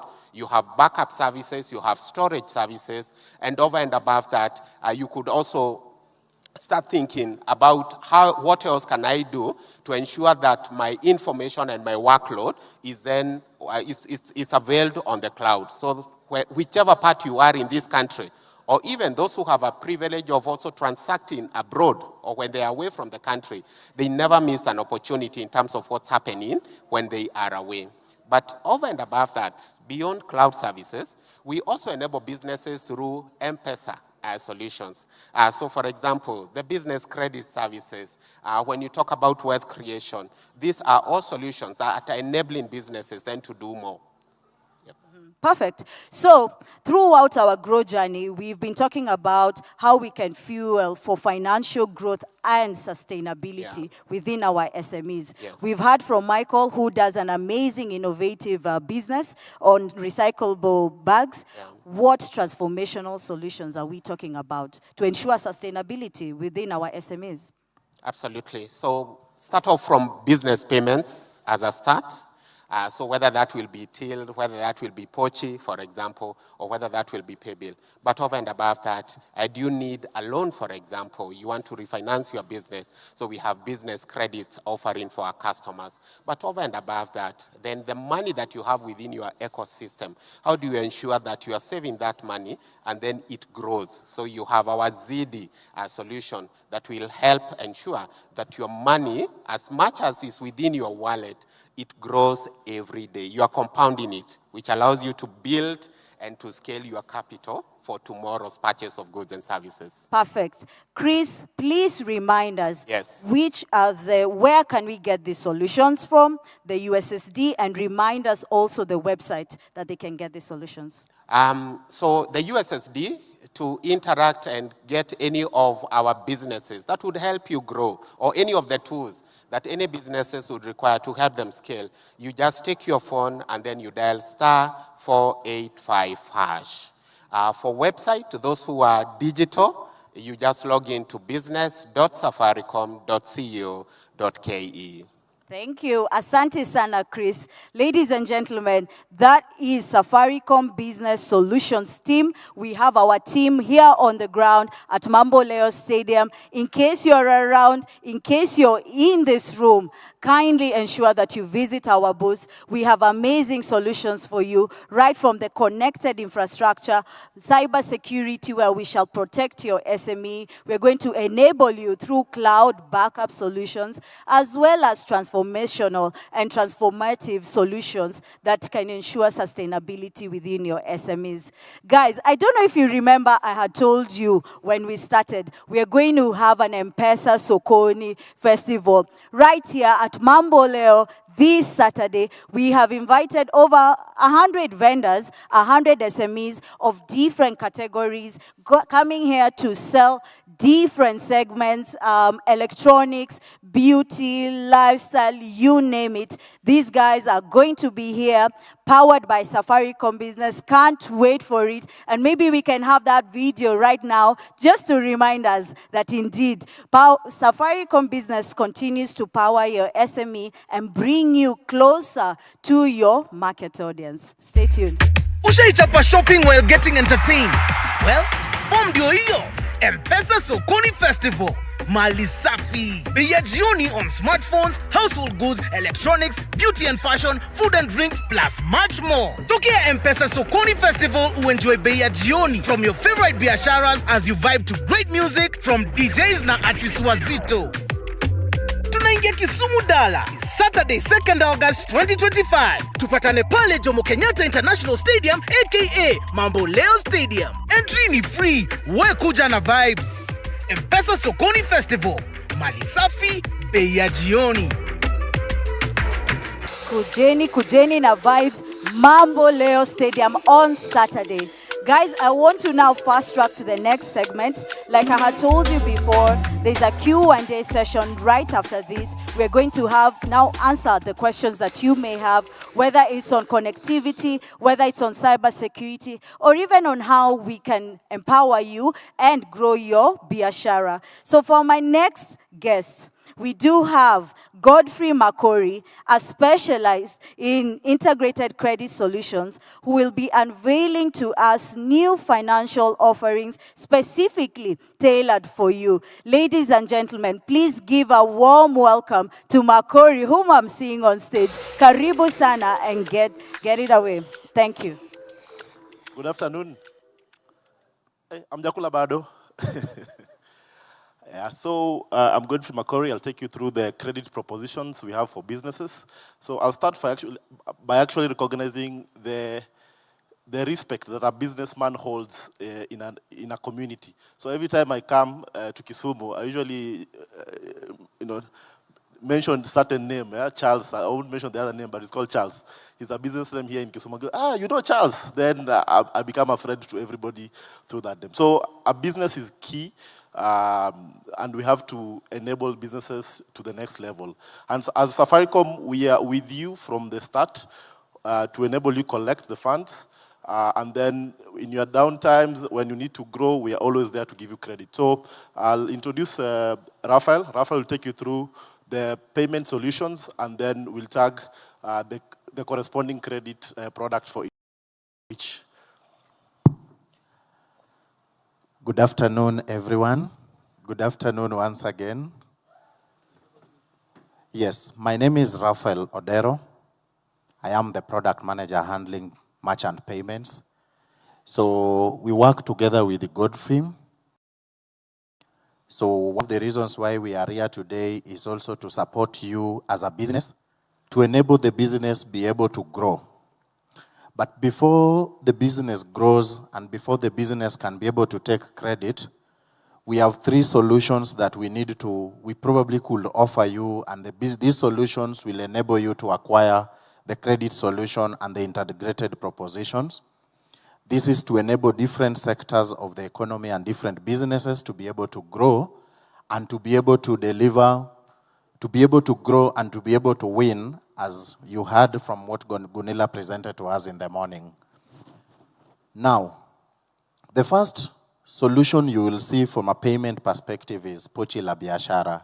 How many have activated Pochi la Biashara as a business? Wow, I can see quite a number of you have Pochi la Biashara. So Pochi la Biashara is the entry point. So for any business, I don't want to say a small business, for any business, everywhere you walk, you'll see Pochi la Biashara. Why Pochi la Biashara? Two things. As businesses, I can see, and I know what you are worried about. Are you guys here in Kisumu worried about those people who come and pay you, then call Safaricom and tell me, please reverse? Are you guys worried about them? Who has ever been played on that trick? Poleni. So Pochi la Biashara helps you, no reversal. One of the value proposition for Pochi is no one can be able to reverse. And the second thing, Pochi la Biashara helps you with this, to separate your accounts, the money in your M-Pesa mobile number and the money on the Pochi. Here in Kisumu, sometimes people say, pesa nyagangigijo wetege. Donge. When money mixes in the account, the business money and the money you collect, what happens? What happens? You don't know which one was for business and which one for Pochi. And what is the benefit when you separate them? When you separate them, you grow your credit limit, you grow your amount, you grow your data in terms of the credit score. And that is where now my friend Makori comes in to now give you business opportunities around different credit opportunities that you can be able to get and grow your business on the Pochi wallet. So I'll welcome Makori to now take us through Pochi. So maybe just how do you register to Pochi? You can register to Pochi by dialing *334#, then you register. But after you get into Pochi, then you can be able to get credit. So I'll welcome my colleague Makori, who will take you through now the credit products on the Pochi proposition. Absolutely, yeah. So for all our credit products, once you have enrolled, we take 6 months to understand you so that we know what amount we will be able to give you in terms of the limit. It's just like in the normal society, you don't meet somebody today and then you give them money, yeah? So you have to probably know them a bit. If it's your neighbor, you've known them for 6 months, 1 year, then you can lend them money. So it's the same even for this side. So for Pochi, we have a proposition that we're able to give you a facility for 7 days, another one for 14, another one for 21, and up to 30. The interest starts from 3.85%.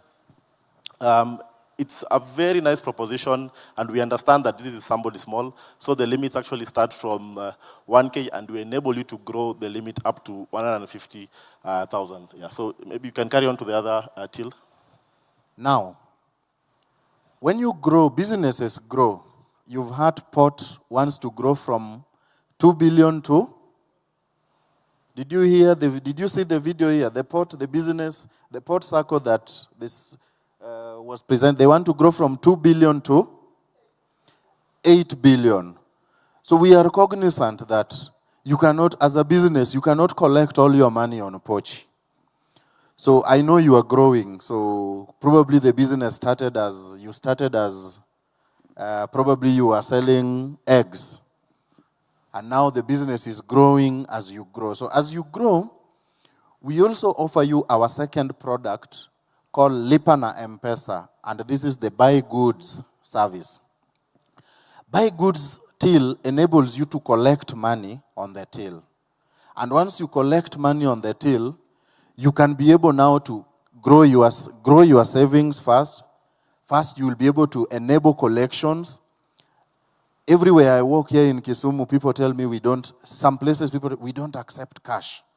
So buy goods enables you to collect money and be able to transact, what we call a transacting till. What is the benefit, or how do you get a buy goods till today? One, I believe our salespeople are somewhere today. Do we have any TDR in the house? Any TDR or any of our regional sales team? Anyone? Yes, they are around. But if you want to get a till, you can just go to M-Pesa for Business online. and you'll apply for a till. Once you apply for that till you need to be receiving transaction, receiving collections. After 6 months, I transition you to my colleague Makori once again, who enables you to be able to now get loans on the business, on the business till, on the buy goods till. The reason why we are encouraging you to be able to get that till is that till enables you now to receive payments and to be able to pay out. That is what we call now a transacting till. So you don't need to withdraw that money. You just need to receive the money, and you can now be able to also pay out and send money through that solution that we call a transacting till. So the benefit of having that till and the benefit that we are now driving is to ensure that that till, you can also be able to get credit, because the objective of any business to go from that 2 billion to 8 billion, you will need what is called working capital. Working capital is the money you use to operate your business. Yani kwenda kuchukua stock. You want to go buy these things and you don't have some money. So my colleague here will give you, Makori now gives you different credit propositions that you can now be able to. Today I want to go and get stock and I have less money. So I will once again pass it over to my colleague to be able to take you through what are the credit propositions on the M-Pesa business till. Yeah, so for this, as you can see, we have sorted for the smaller guy with the pochi. Now we are sorting for the bigger guy, or the smaller guy that has grown to the till. And you can see the USSD code has actually been, let's call, promoted. Now you have moved from 334, you are now on 234. 334 is for, let's call it consumer, then the 234 is for businesses. So for till, for Pochi, we mentioned that you can get a limit up to 150K. For till, the special thing is actually you can get it up to 250,000. Okay, so that enables you to be able to get your stock, financing, the working capital is there, and we're able to grow with a peace of mind that there's somebody who has your back when it is that tough day, when maybe umepata customers wengi in December, you can order your stock haraka haraka na uendele na biashara, okay? So we'll move to the next one, which is called the Fuliza Biashara. I'm sure you know the Fuliza for consumer. So for Fuliza Biashara, the limit actually now is even bigger. We can take you up to 400,000. And this is where you find sometimes the economy is tough. But then you start that interesting question, what wanatoa pesa? What wanatoa pesa? So one place where people get the money ni hapa. Hiyo ndio siri moja. So if you're in business, please opt into Fuliza Biashara to enable you get this limit and be able to grow your business. We will be there at the booth in case you have any questions. The channels for getting the loans is we have the USSD, which is quite straightforward. If you are very digital and the interface is actually quite nice and we're able to do much more on the app, we'll also onboard you on the consumer and the business app to enable you grow. Yeah. Thank you. As we wind up, you can see we have different limits. I know one of the questions that is going up or going around in your mind today is, how can I grow my limit? I know someone is asking, how can I get that 400,000 as a business? I know someone is asking, can I get that 150,000 now? Can I get that to 50,000 now?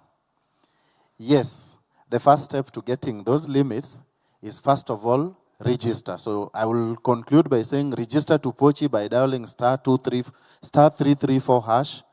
If you do not have a Pochi and you want to collect on your Pochi account. Again, on the business till, you can register to a business till today so that as you receive transactions, as you collect payments, we are able to see that you are collecting payments and we are able to determine and give you a limit either on Fuliza, or we also have different loans that we can be able to give you. You can also register by going to mpesa4business.com and you register and you get a till even now. And then you can be able to register and start collecting payments. Then when we come back here, for those who are not registered, you can be able to get your credit limits and be able to access the loans which will help you grow your business. Thank you. Yeah, credit is the opportunity you guys have been waiting for. Asanteni sana. Asante sana. I see a lot of hands up.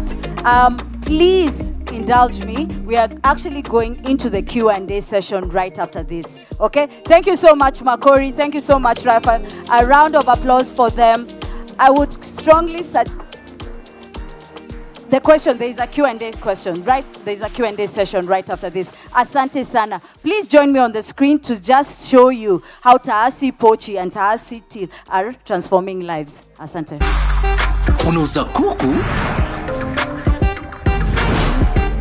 ama unauza luku?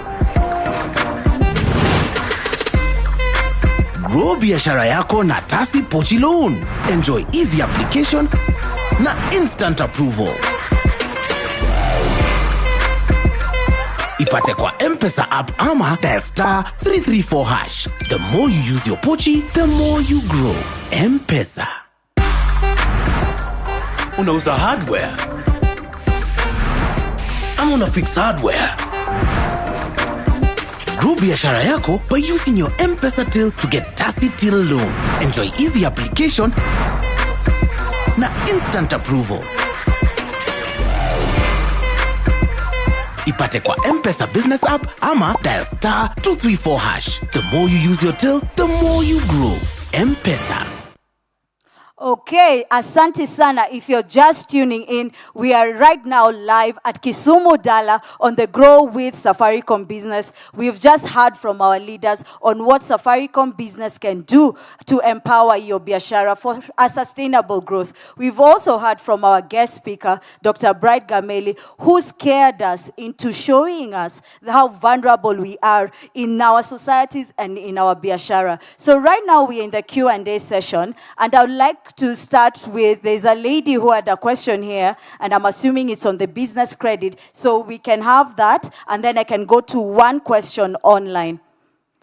So as you ask your question, please let us know your name, your biashara, as well as the question. Good afternoon. My name is Lillian Adhiambo Otieno. I am a psychologist by profession, but I run a small business that deals with juices. So with my juices, we were asked today, what solution do we bring? With my juices, I am bringing a solution for you to cut weight. I am bringing a solution for you to be able to have shots in the morning to wake you up. I'm bringing, how do we call it? You having a healthy life. Apart from that, one that a lot of people don't like talking about, and given that as we are growing and maybe in our houses or relationships, we are not able to have our sexual relationships in order on bed, I have solutions for that too. So I had a question in regards to the credit. Is Safaricom working with any small business that you still don't have a traffic? You know, when I want to start a business, let me talk, for example, the juices. I only have money for a small blender to start and maybe some fruits. For a while, I might not be getting traffic on that business. Do you have something that can help even the smallest business startups that does not have for me to wait for 6 months for me to have maybe 150,000? I might not be needed the 150,000, but what if I need a small amount? Do you guys have a solution that can help the smallest of business people? Yeah. Asante, thank you very much. I can see Makori, yes, is ready to answer that question. So what I'll do is I'll take 2-3 questions, then share with our leaders who are in this room. Go ahead. Yeah, so this is something that we are working on, and we have gotten the feedback from our customers. But you can understand, even from a personal perspective, you can't give somebody money na umemjua tu siku moja. Unaona? So lazima tukae tukujue, tuangalie if you can be able to pay. Because you see, if we give you day 2, we don't know how much you can accommodate, isn't it? But 6 months is sufficient, but we are getting the feedback and we are planning to maybe reduce it further. Maybe if a couple 3 months, utakuwa sawa.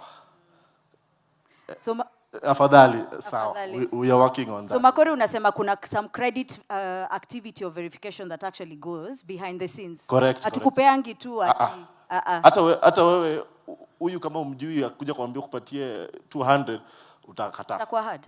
But ukikaa naye unaweza mpea. It's the same principle. Ni kweli. Asante. All righty.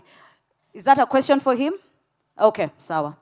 On the pochi la biashara, like the fuliza part, the loan that you're giving, when now you've given me a loan and someone pays through the pochi, does it automatically deduct like fuliza does, the consumer fuliza, or are you giving me a period of time to pay it fully?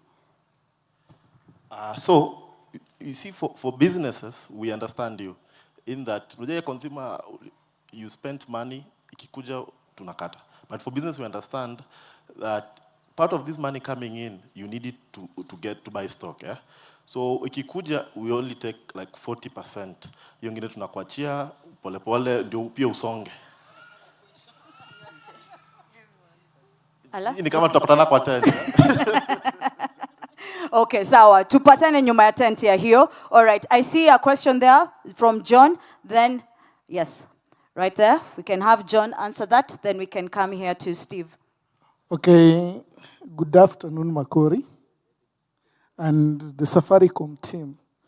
So, there's a time, about a month ago, I was looking for the Pochi la Biashara stickers.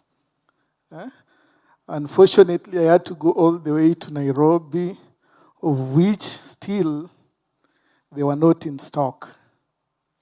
I'm like wondering now, if I want to get the Pochi la Biashara stickers, are they available or still they are out of stock?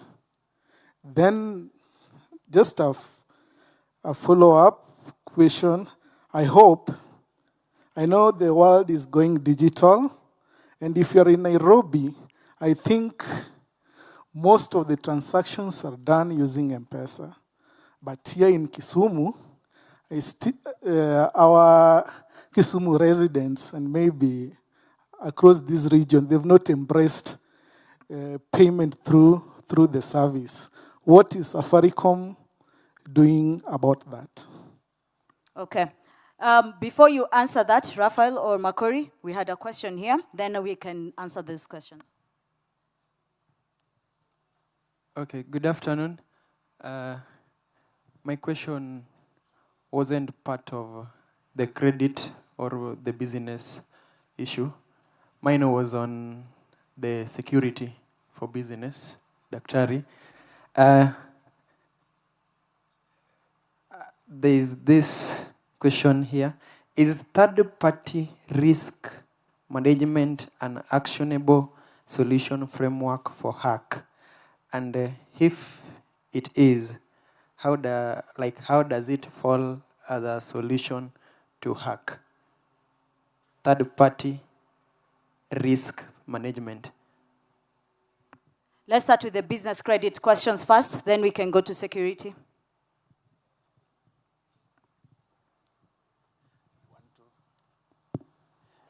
Good afternoon. I'll respond to the second question on that here in Kisumu, the people are yet to accept digital payments. So what are we doing about it? So one of the things we are doing is to encourage first the businesses through education and through such forums like we are having today. So as you leave this forum today, take it from us that M-Pesa is secure and affordable. And we are doing everything to ensure that customers can pay you, you can receive the payments, and we are also doing initiatives to mitigate reversals or some of the issues like hacking that could affect the business. So we'll do more, we are doing more customer education, training, awareness on the benefits of M-Pesa. So you've seen even when we were presenting, we are talking about the benefits of Pochi, separating personal accounts and business accounts. On the sticker, I can see zimefika. Zimetoka wapi? So I wanted to pass this. But we have our regional team from Kisumu here. Whenever we need those stickers, they should be able to bring them, I can see. So these stickers are on the ground. We don't have to bring them from Nairobi. I would want us to, I saw Okayo, who is from the region. Okata, you wanted to speak about it? Yeah.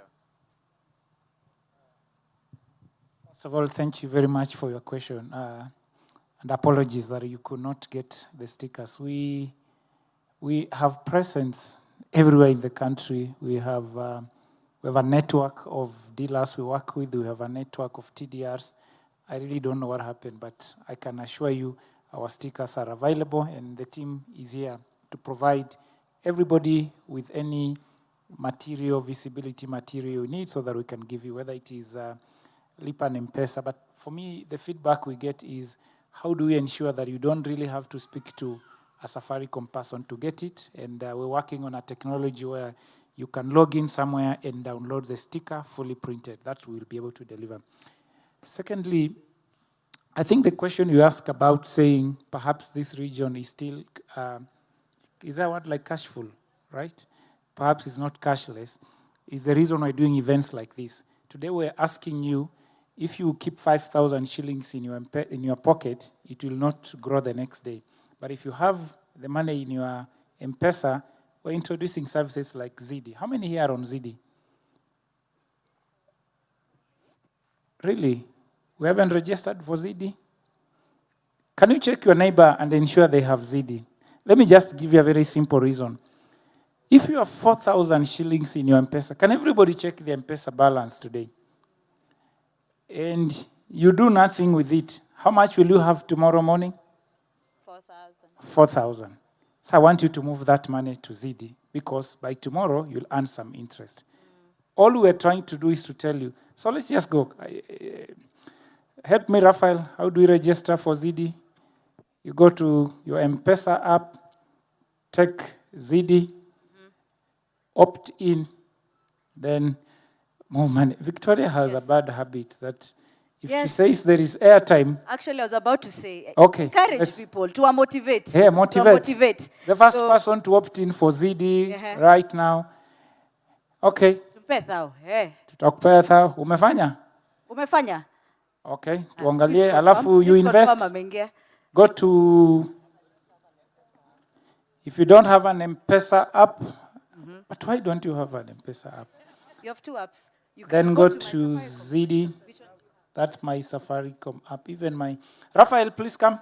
Let's just take them through the instructions for Zidi on the app and USSD. Start 334. Let's just take 1 minute. To opt in, we are opting in onto Zidi for our online community. Please opt in. So dial *334 hash. *334 hash. Naona kuna watu hapa wamemaliza. Let me confirm. Okay. Then after that you go 98. Yes. Are you getting it? Okay. Yes, and you have to put your PIN. We have to put our PIN, please. PIN yako ni siri yako. Don't share your PIN.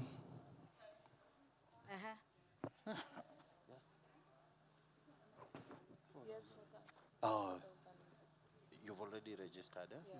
Okay. So he's already registered. He saved something. Yes? Okay, he has registered? Yes. Okay, I have Collins, my colleague, who will share with him 1,000 bob worth of airtime. Tumpe hapa, ndo huyu hapa. Nani mwingine? Hey. Now, a lady. Just get a lady next. Back to sender. And let's get somewhere here. Let's. Pale. Yeah. Are you registered? Well? Yes. You've registered. Piki No, we can Ponki. confirm, We can confirm. She's in the Safaricom green. Yes. Here, registered. and has deposited something. So you'll be earning an interest every day. Yes.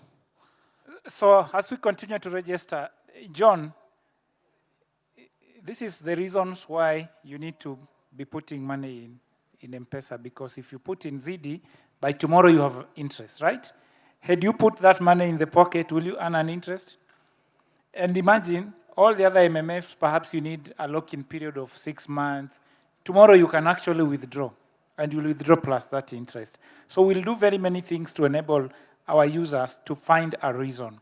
For small businesses, we're talking about credit, that you are able to access credit. So there's quite a lot of work we are doing to ensure that we give you reasons to use M-Pesa. Thank you very much.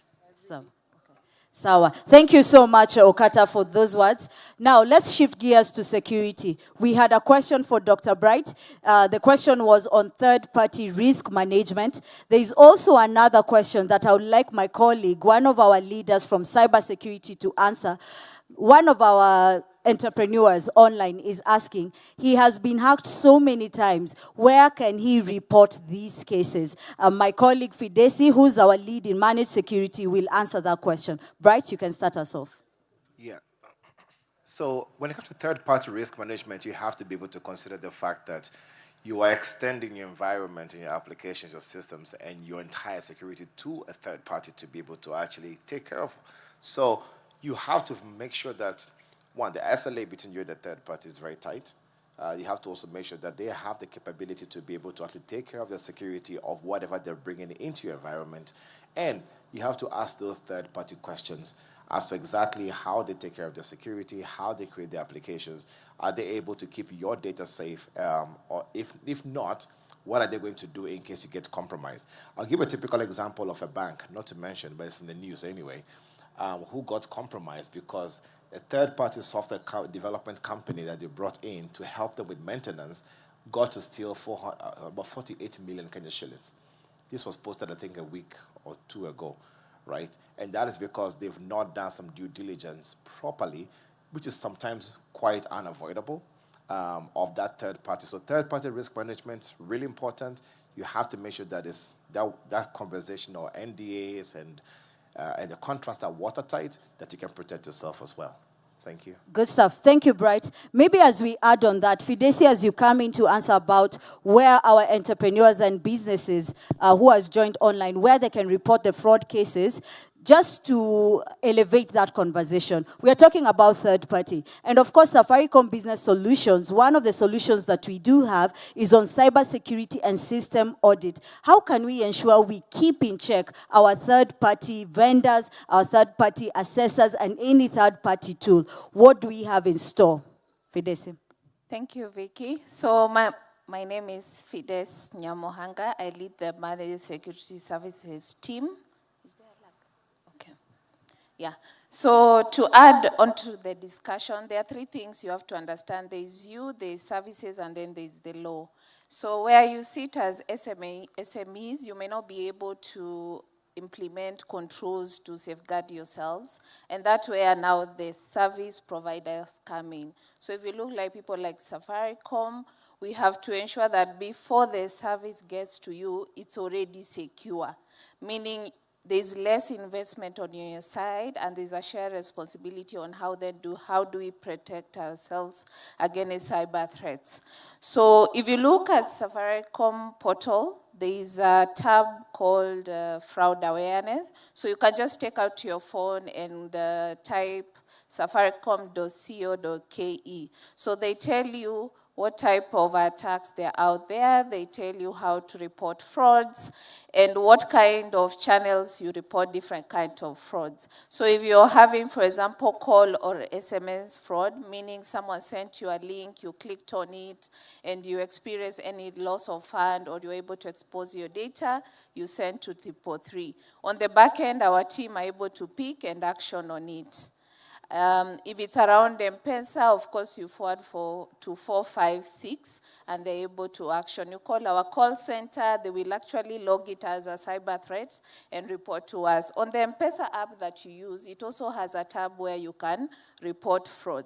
So that is on our user side. But on the service provider side and where vendor management come, you have to get into partnership with organizations that give you services with integrated security within it. For example, if you're looking at email services, Gmail, Microsoft already have inbuilt algorithm to pick some of these threats. But if it's for business, like Safaricom, we do web hosting and email hosting, we actually inbuild security within it. So you will have the SSL certificate, which is the HTTPS.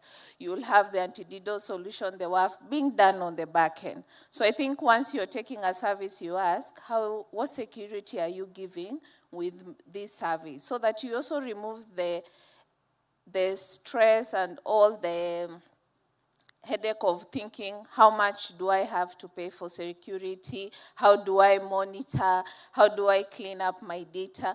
So majority of your responsibility will be on the reporting bit. And when we talk about reporting is, if an incident happened, how do you minimize the time to respond? How do you minimize the impact and minimize the time to recover?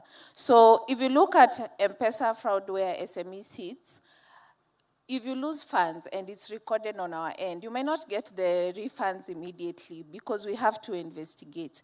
But if you look at stories, it may take 3 months, 6 months, sometimes to even 2 years, and customers have shared their story where refunds are done. So don't be all that scared.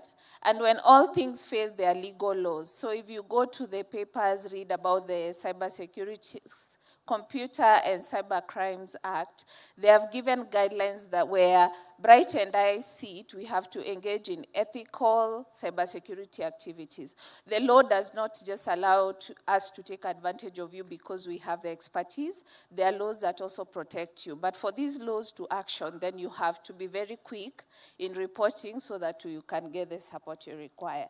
So for medium and large enterprises is now where we have defined solutions for them to take that, of course, you have to incur cost. So look at your ecosystem.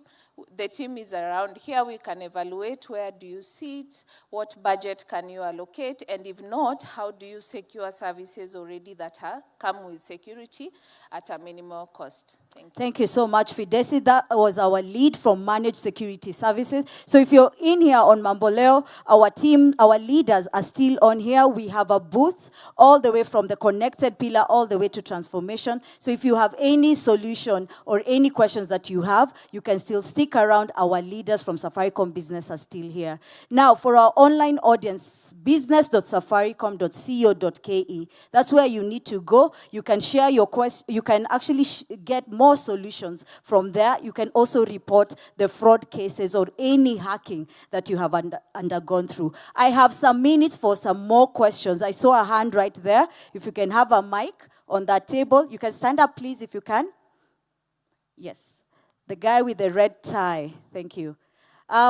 Any more questions? We're still here. We've talked about business credit, cyber security, how we can empower. Okay, I see a question here as well. We can start with the gentleman, then we come here. Okay, good afternoon. My question is okay, let me frame it this way. Personally, since COVID, I have not made any payments in cash. And therefore, here in Kisumu, for I think the last 3 or 4 months, seems like many people have not embraced M-Pesa payments. You find you want to take a tuk-tuk where you want to pay 50 bob, and then they tell you, we are not accepting that, but if we have to, you have to pay 60 or 70 shillings. Now that's number one. That is still on the matatu sector. Now you find a very organized circle. You go to their ticketing booths. They have an M-Pesa agent, and then they have their ticketing. So they tell you, withdraw here and then pay cash here. is it something that Safaricom have not done to enlighten these guys, or is it something they are fearing that they have to demand, or they want to get business on M-Pesa withdrawals, and then they also want to get business on the... So they're not seeing the value of having the M-Pesa solution Yes. Yeah, with them so that they can offer it to their customers. Okay.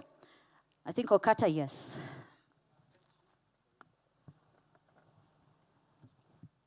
Yes, thank you very much for your question. I just need to give you some very important statistics on M-Pesa. Over 50% of transactions on M-Pesa are actually free. So for example, if you say you have boarded a tuk-tuk or even a boda-boda and you are paying 100 shillings, do you know all transactions on M-Pesa, 100 shillings and below are free? So there's no that case of that you need to pay 60. So about 60 to so percent, I just need to check the full numbers. I've asked Andrew to check for us. But over 50% of all transactions on M-Pesa are free. For businesses, I know for Lipa and M-Pesa it's 0.55%, but that is for figures of 200 shillings and above. So if you are receiving any payments of 200 shillings and below, it's actually free. So we have been able to say that so that we can deepen financial inclusions, we have made a huge concessions to make the transaction free, of course, starting even before COVID. But the second thing that I wanted to say, I think you have raised an issue where you are a merchant and you are an agent. So sometimes you look and say, if I'm an agent, I'll earn some commission. If I'm a merchant, I will perhaps gain, I will lose in terms of the transaction fee. It's something to look, we receive the feedback. But I also need to say that is the reason why we are building our merchant ecosystem. The products you're introducing like Tasi, Fuliza Biashara will actually encourage you so that when you are even receiving money on your merchant till, you can do several things. The first one is you can get credit. The second one, Zidi, which we have talked, we're going to introduce Zidi for business, so that as a till, the money you receive is not just sitting there, but is going to earn some interest. So there's quite a lot of work we'll do to be able to address that. Thank you. Asante. Thank you very much. Andrew, do you have the numbers of how much percentage of our transactions are actually free?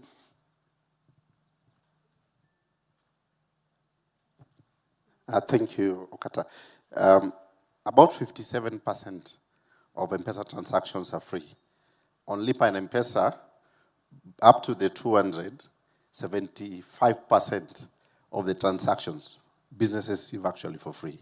So we have been able to pass on benefit of customers being with us to pass it to you as a concession to be able to do business better. And what we are going into is to be able to have you pay for value, credit, and insurance and many other things that are coming in the pipeline. Maybe as you have the mic, Okata, before he leaves, something John is highlighting as well onto the question that has been asked. Actually, the major issue is not the merchants. It's the consumers themselves that do not want to use M-Pesa. So what can we do, or what are we doing to enlighten, to sensitize, so that maybe it's a comfort issue, security issue, you know, maybe we need to delve deeper into that, but what are we doing to ensure that at least our consumers, wale wanataka service, watumie M-Pesa? So the things you're looking at is to make sure the ecosystem is robust. So where you find that there's only an agent who can receive, we make sure that there is penetration of merchants. To give an example, we had an area where we had somebody who was receiving payment as agent payment.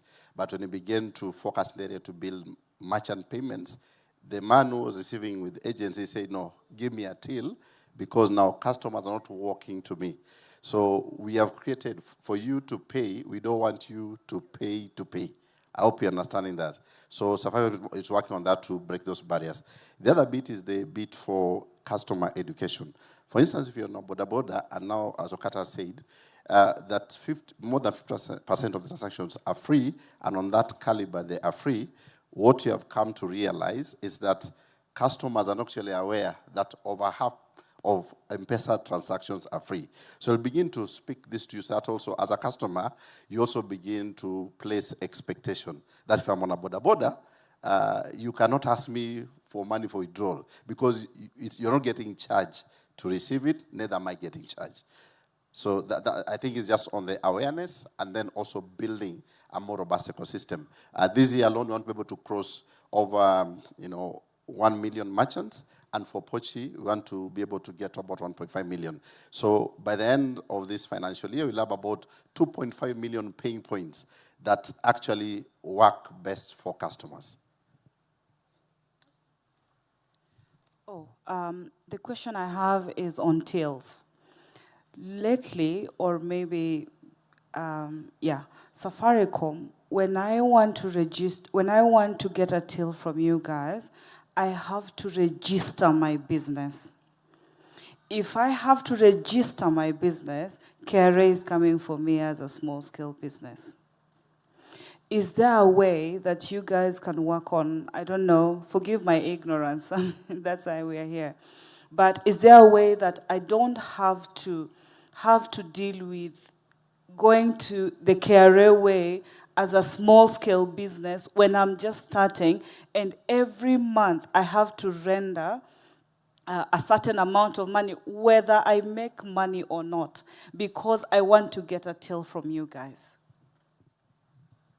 Thank you very much. What's your name? Lillian, thank you very much for your question. I'll answer this question in 3 ways. The first one, we do not share your data with the TRA. So you can be assured that whatever information we collect from you is not information we share with anybody. That's number one.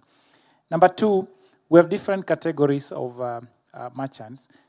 A majority are basically individual, where we just pick your ID. So we don't really ask you that you must have registered as a business. So today, you can be a till just in your name. In fact, you don't need to fill any form. I may ask our team if they can put the QR code for the link. You can go there, and immediately you can register as a till. That's number two. The third one is that we're all responsible citizens. As Safaricom, we are a responsible corporate citizen, and we actually encourage, even us, because we are law-abiding, and we ask that we be a law-abiding, in fact, in terms of just following the law. So whatever business you do, it has to be done within the rules. So please, let's just keep adhere to the laws of the country. Sawa. 2 more questions. We're about to end the session, so I have 1 question. Any question? Okay, nimeona pale mbili. I'll take those 2 plus our Lady Antoinette here. Okay. So you can ask the questions, then I'll direct them to our leaders in the room. Asante. Thank you very much. My question is about Pochi la Biashara. Just as I told you, I sold some goods to someone, and then this person, after going with the goods, he reversed the money.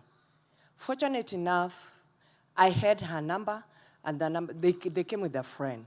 So I called a friend, and I told her, is this person doing really a good thing? Because he has already taken my goods. And now he's calling Safaricom to reverse the money, and he has my goods. Is it right? So I told a friend to talk to her. After that, he did send the money again. That's when I went for the Lipa na M-Pesa. And there's a friend of mine who owns a shop. I told her about the good thing of having a Lipa na M-Pesa. She went and took one, Pochi la Biashara. So she got very disappointed with me. I asked her why. She told me that when she was going to withdraw the money to buy the goods, someone had already taken the money.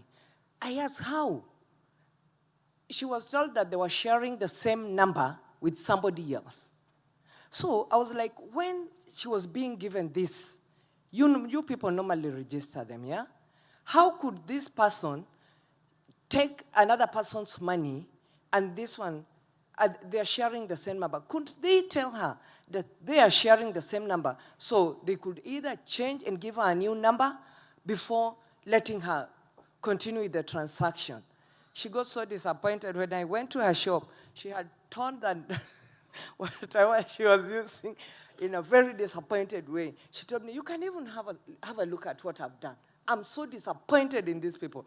And even up to now, she's not using the lip and the pochi anymore. Okay. So she needs help.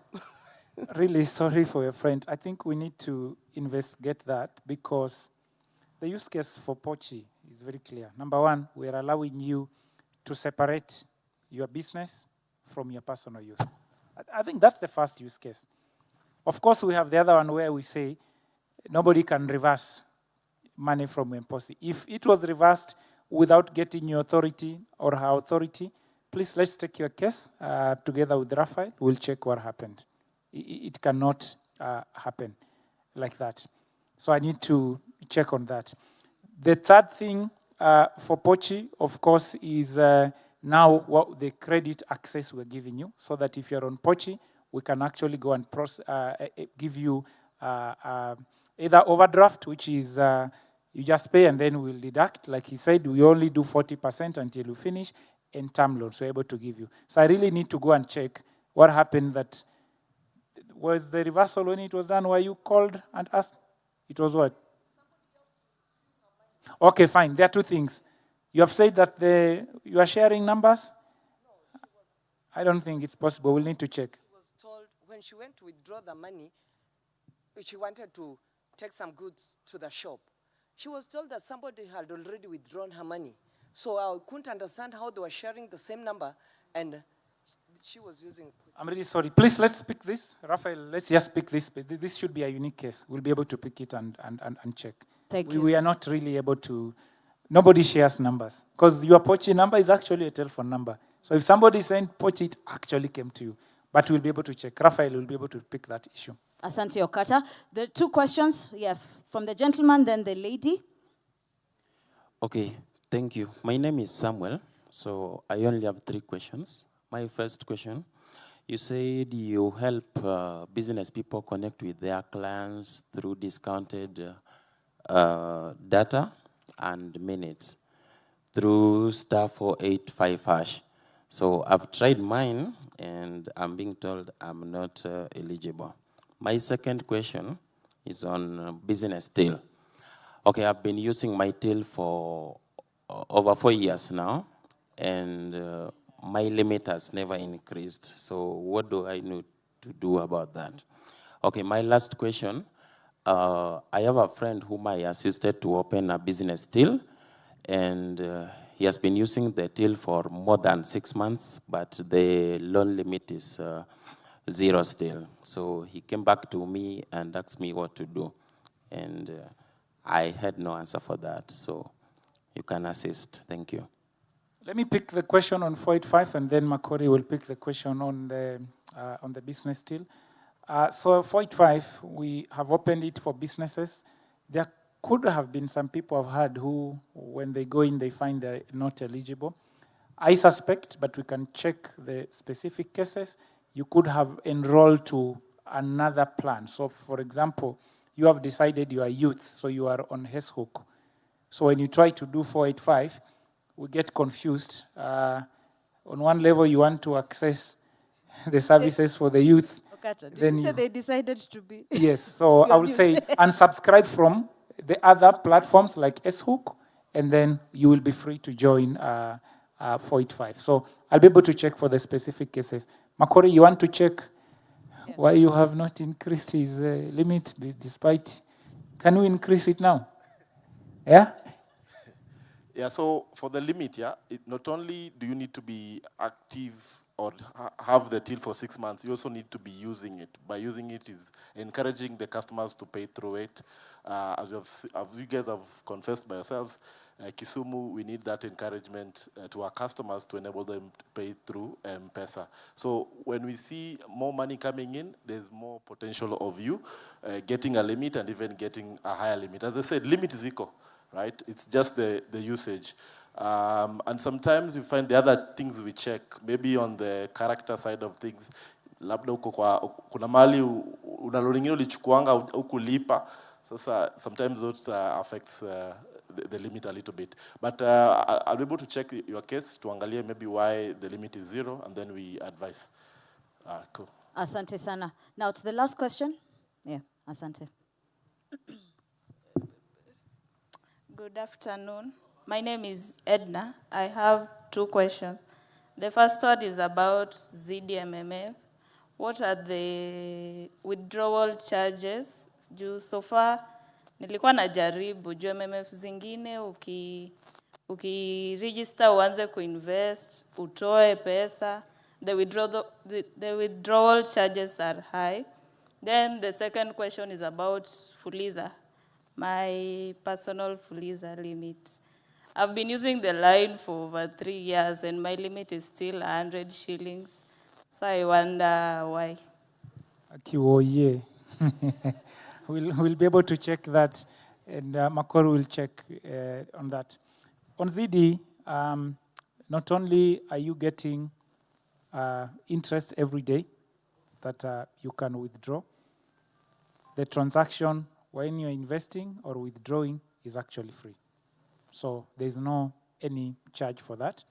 I also wanted to tell you that you can invest as much as possible, in as much as the daily limits still apply of 500,000 per day and 250,000 per transaction. You can actually have up to perhaps plus 10 million in that account. So transactions are free, withdrawal and investing, and the normal, while the normal daily limits apply, you can have as much money in your ZD account. Makori, you want to take? Makori, I think we need to increase limits, eh? Yes, please, let's increase limits, but you can answer that. Yeah, so actually we are working on it, and to your surprise, actually when you said the amount, you had some people saying, they were shocked, right? Because their limits are slightly higher than that or much higher than that. Actually for Fuliza, we have some customers saying they don't want even the limit to increase beyond where it has reached, okay? But now we are double-clicking on that and looking at the guys who have smaller limits and finding a way of increasing them. So soon it will increase, but continue using it, hence it will increase your potential of getting a better limit. Yeah.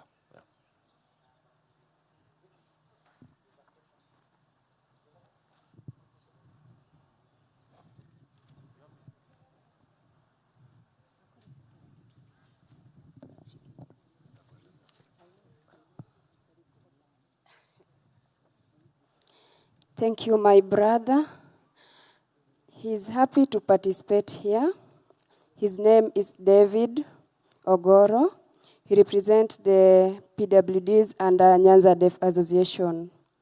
So you have heard the presentation from morning. It was really good. And his question is, at times, Safaricom, maybe customer care, calls, or sometimes someone sends money by accident to his number and calls Safaricom for reversal. And the only problem, Safaricom calls his number almost 4 to 3 times. And remember, he is deaf. So how will he communicate with the customer care? That's a challenge to him. So he thinks it's important for Safaricom to have data that shows the numbers of persons with disabilities, especially the deaf, and you have the category for disability like blind and deaf. More so, the deaf face a lot of challenge because they got taxed of the money by accident, yeah. Like himself is a business person, when customer sends him money, and truly that was his money for business, then again, they call Safaricom to reverse the money, that they sent the money by accident. But remember, the customers have gone with his item. So he will get lost because Safaricom will call him and he will not pick the call. Second question, many business people complain out there that Lipa na M-Pesa, they have challenge because normally Safaricom tax them 3 shillings. So is it really true or it's false? And again, like doctor, his friend, teached him about the cybersecurity. But now for PWD, especially the blind and deaf, many times they use sign language interpreters or the braille or sign format. So for that, Safaricom have not developed it. So you should make all your services inclusive so that hacking cases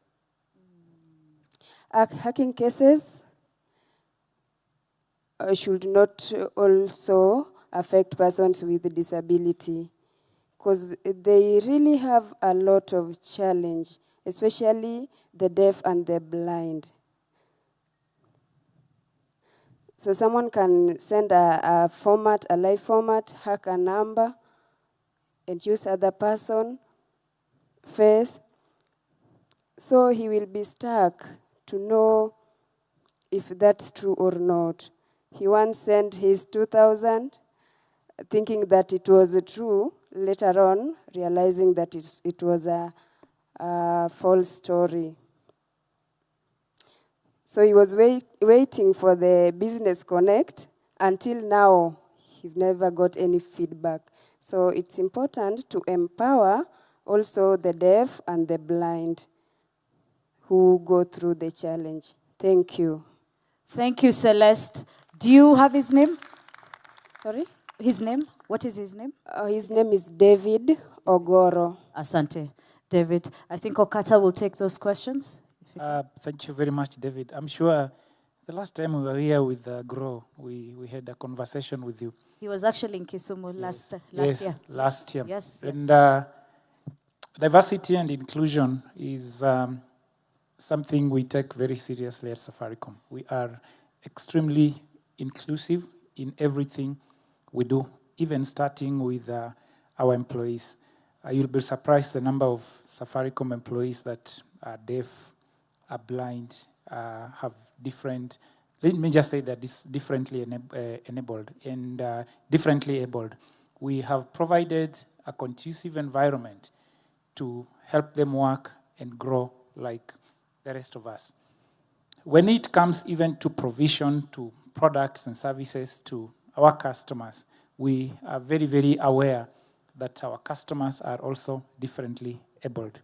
We have ways of interacting with our customers with different abilities. If you know, with M-Pesa, we have enabled even the blind to be able to access M-Pesa. We have specific phones and apps that enable that to happen.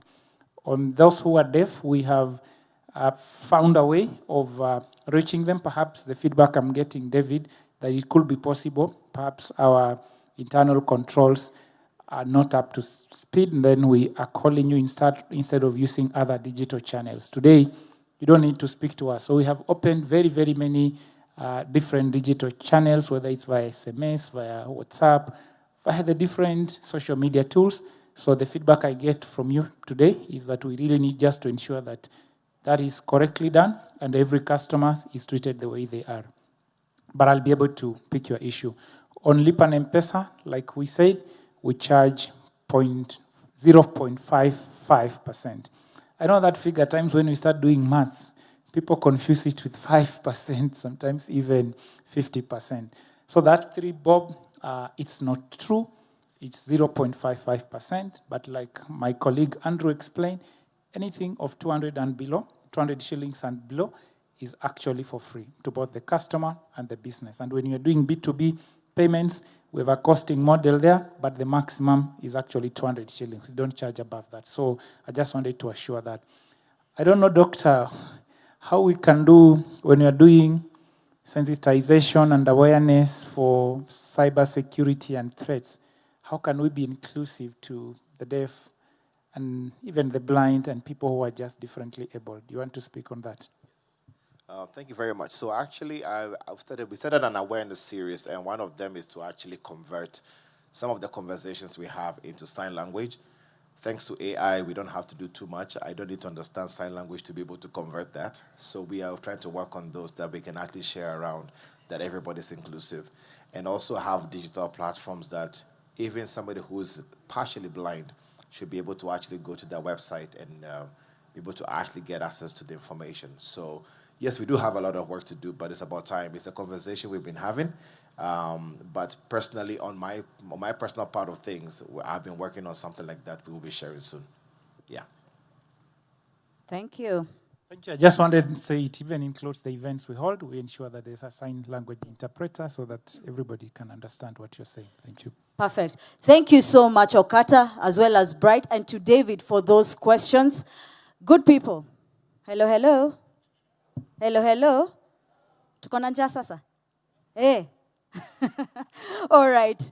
To our online community, I really want to thank you for sticking with me. Right now, I want us to close the session and allow me to introduce my colleague, the tribe lead of Small and Medium Enterprises, Peter Oyamo, to come and give us the closing remarks, akisalimia watu wake huku kutoka Kisumu, Dala. Oyamo. Now, please, tulisema grow. Yeah? You need some oomph. Huh?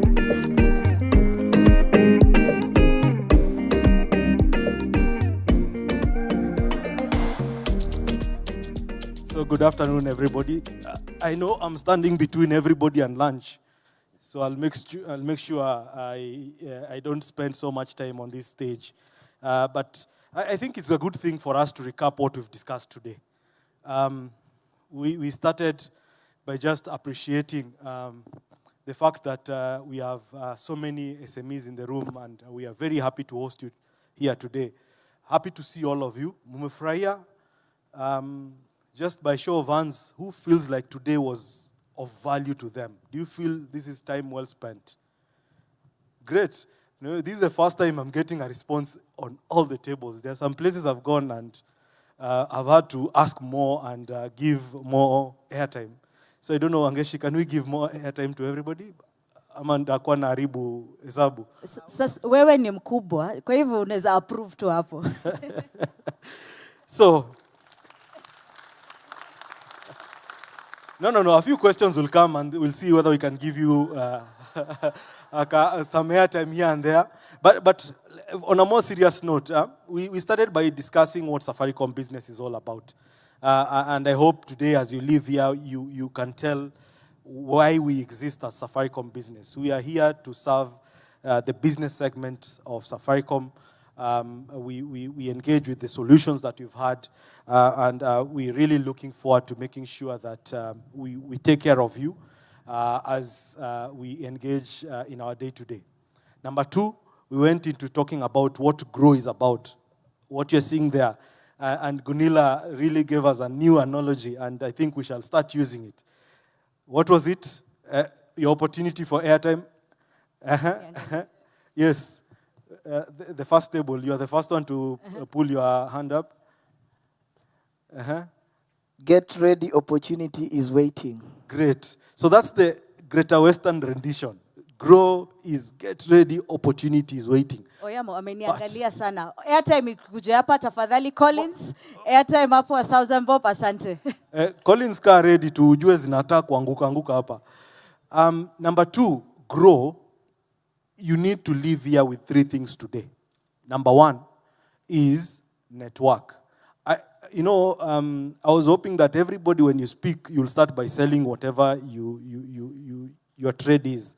So let's make sure that by the time we're leaving here, you've spoken to everybody. Everybody knows what you sell, what you actually deliver, and how people can reach you, etc.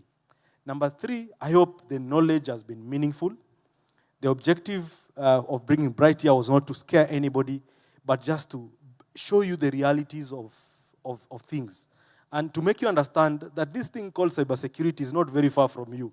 It is actually in that phone that you're holding on your hands. Yeah? And it can happen to any of us. So please, don't leave here without taking action. What does that action entail? Just walk into those booths that we have there. Engage with the team there.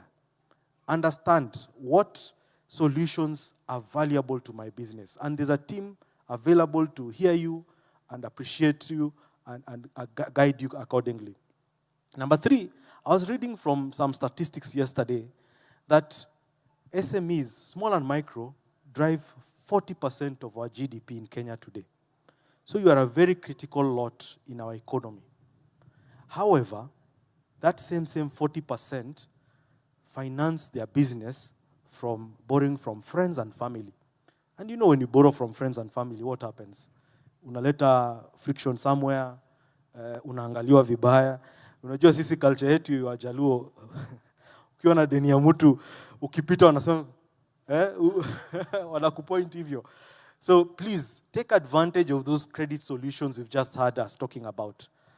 And I will not leave this stage without thanking you for just sparing time to sit with us. We value your time, and we really appreciate that you've come here and you've listened to us, and we shall be engaging you in other events. So thank you very much, and back to you, Angeshi. Wacha nisipoeshe chakula. Usipoeshe chakula. Asante sana. Clap for Oyamo. Oyamo, I don't want you to go. Actually, calm down. Calm down. It's okay. We can have it here because you are talking about time.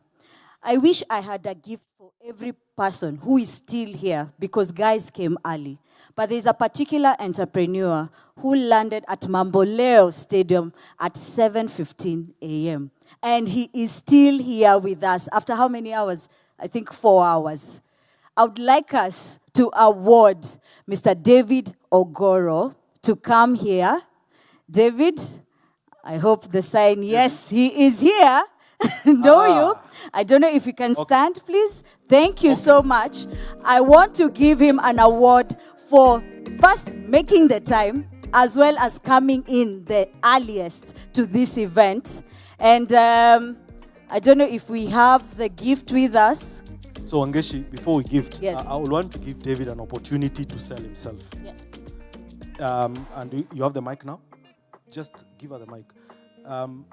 Just get 2 minutes. Tell us about yourself, how we can engage with you, what you sell. What do you want us to do with you today? What do you want us to buy from you today before you leave this premise? You never know, mdosi amekaa next to you, anaweza toka na pesa kubwa.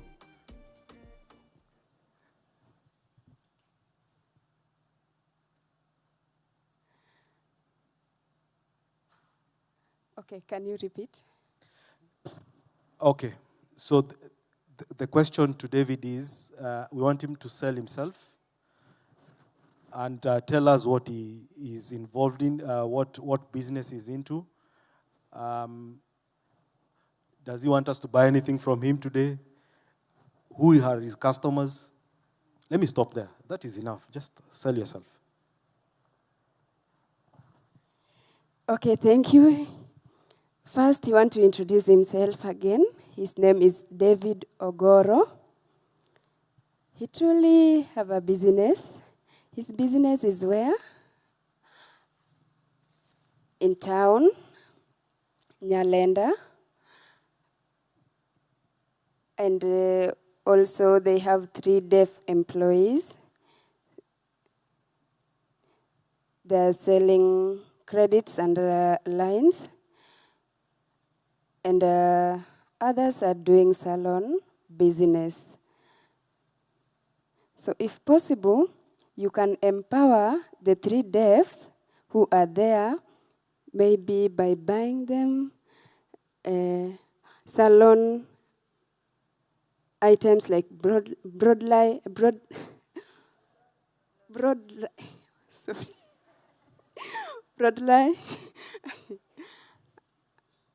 and salon tools, and also help them improve their business like adding something small in M-Pesa to start a business like 10K or 20. That will be good to go. So thank you very much. Thank you. You can ask David to come. Actually, Oyama, you can join him. Yeah, It's yeah. okay. So basically what we shall do, tomorrow, Ruben, we shall visit David at his premise. We shall come with airtime worth 5,000 shillings. Oh, wow. Wow. For all your employees. We shall put you on Zidisha so that you are able to communicate for those other employees within your organization. By the time we are leaving there, we shall have known what we can buy from you, if there's anything to buy from you. However, we encourage all the customers sitting in this room today, please make a point of visiting David, and that's how we support each other as a community, as a Greater Western community. You know, you do not succeed alone. You carry people with you. That is the greatness we want to live here in Greater Western. Perfect. So. Thank you so much, Oyamo. Maybe you can show us what he has in that bag as you give him the award. For making time as well as keeping time. David, asante sana. That is for you. Makofi tena for David. And a photo op for that. Thank you so much, David. Asante sana. To our online audience, it has been truly, truly, absolutely thrilling to be your host for today. I really hope you got some messages or even just one thing, what you can do to ensure that you have a sustainable growth as well as a sustainable business for not just today, but also for tomorrow. Asante sana. I think there's something David was saying. In short, he's saying thank you a lot. And now we'll always promote our customers. You know, as he said, buy Kenya, build Kenya. But now he wants to say, buy disability, build disability. Thank you. Thank you very much. Thank you. Thank you so much. Buy disability, build disability. That was from one of our entrepreneurs, David Ogoro. To our online audience, asante sana for sticking with us until the next time. My name is Victoria Wangeshi. Have a good day. Have an amazing week ahead. So now, Oyamo alisema he was in between you and his lunch. Naweza fungua sasa? Nifungue lunch. Kabla tuendela. It's about time. Time to build a powerful campus network, redefining bandwidth, experience, and reliability. Boosting digital production with better connectivity. It's about time. Time to offer gigabyte wireless to millions of terminals. Building immersive AR and VR offices, engaging in HD conferences anytime, anywhere. It's about time. Time to bring smart machines to production spaces. Keeping swarms of AGVs up and running 24/7. Performing operations from thousands of miles away. Leaving the tiniest flaw with nowhere to hide.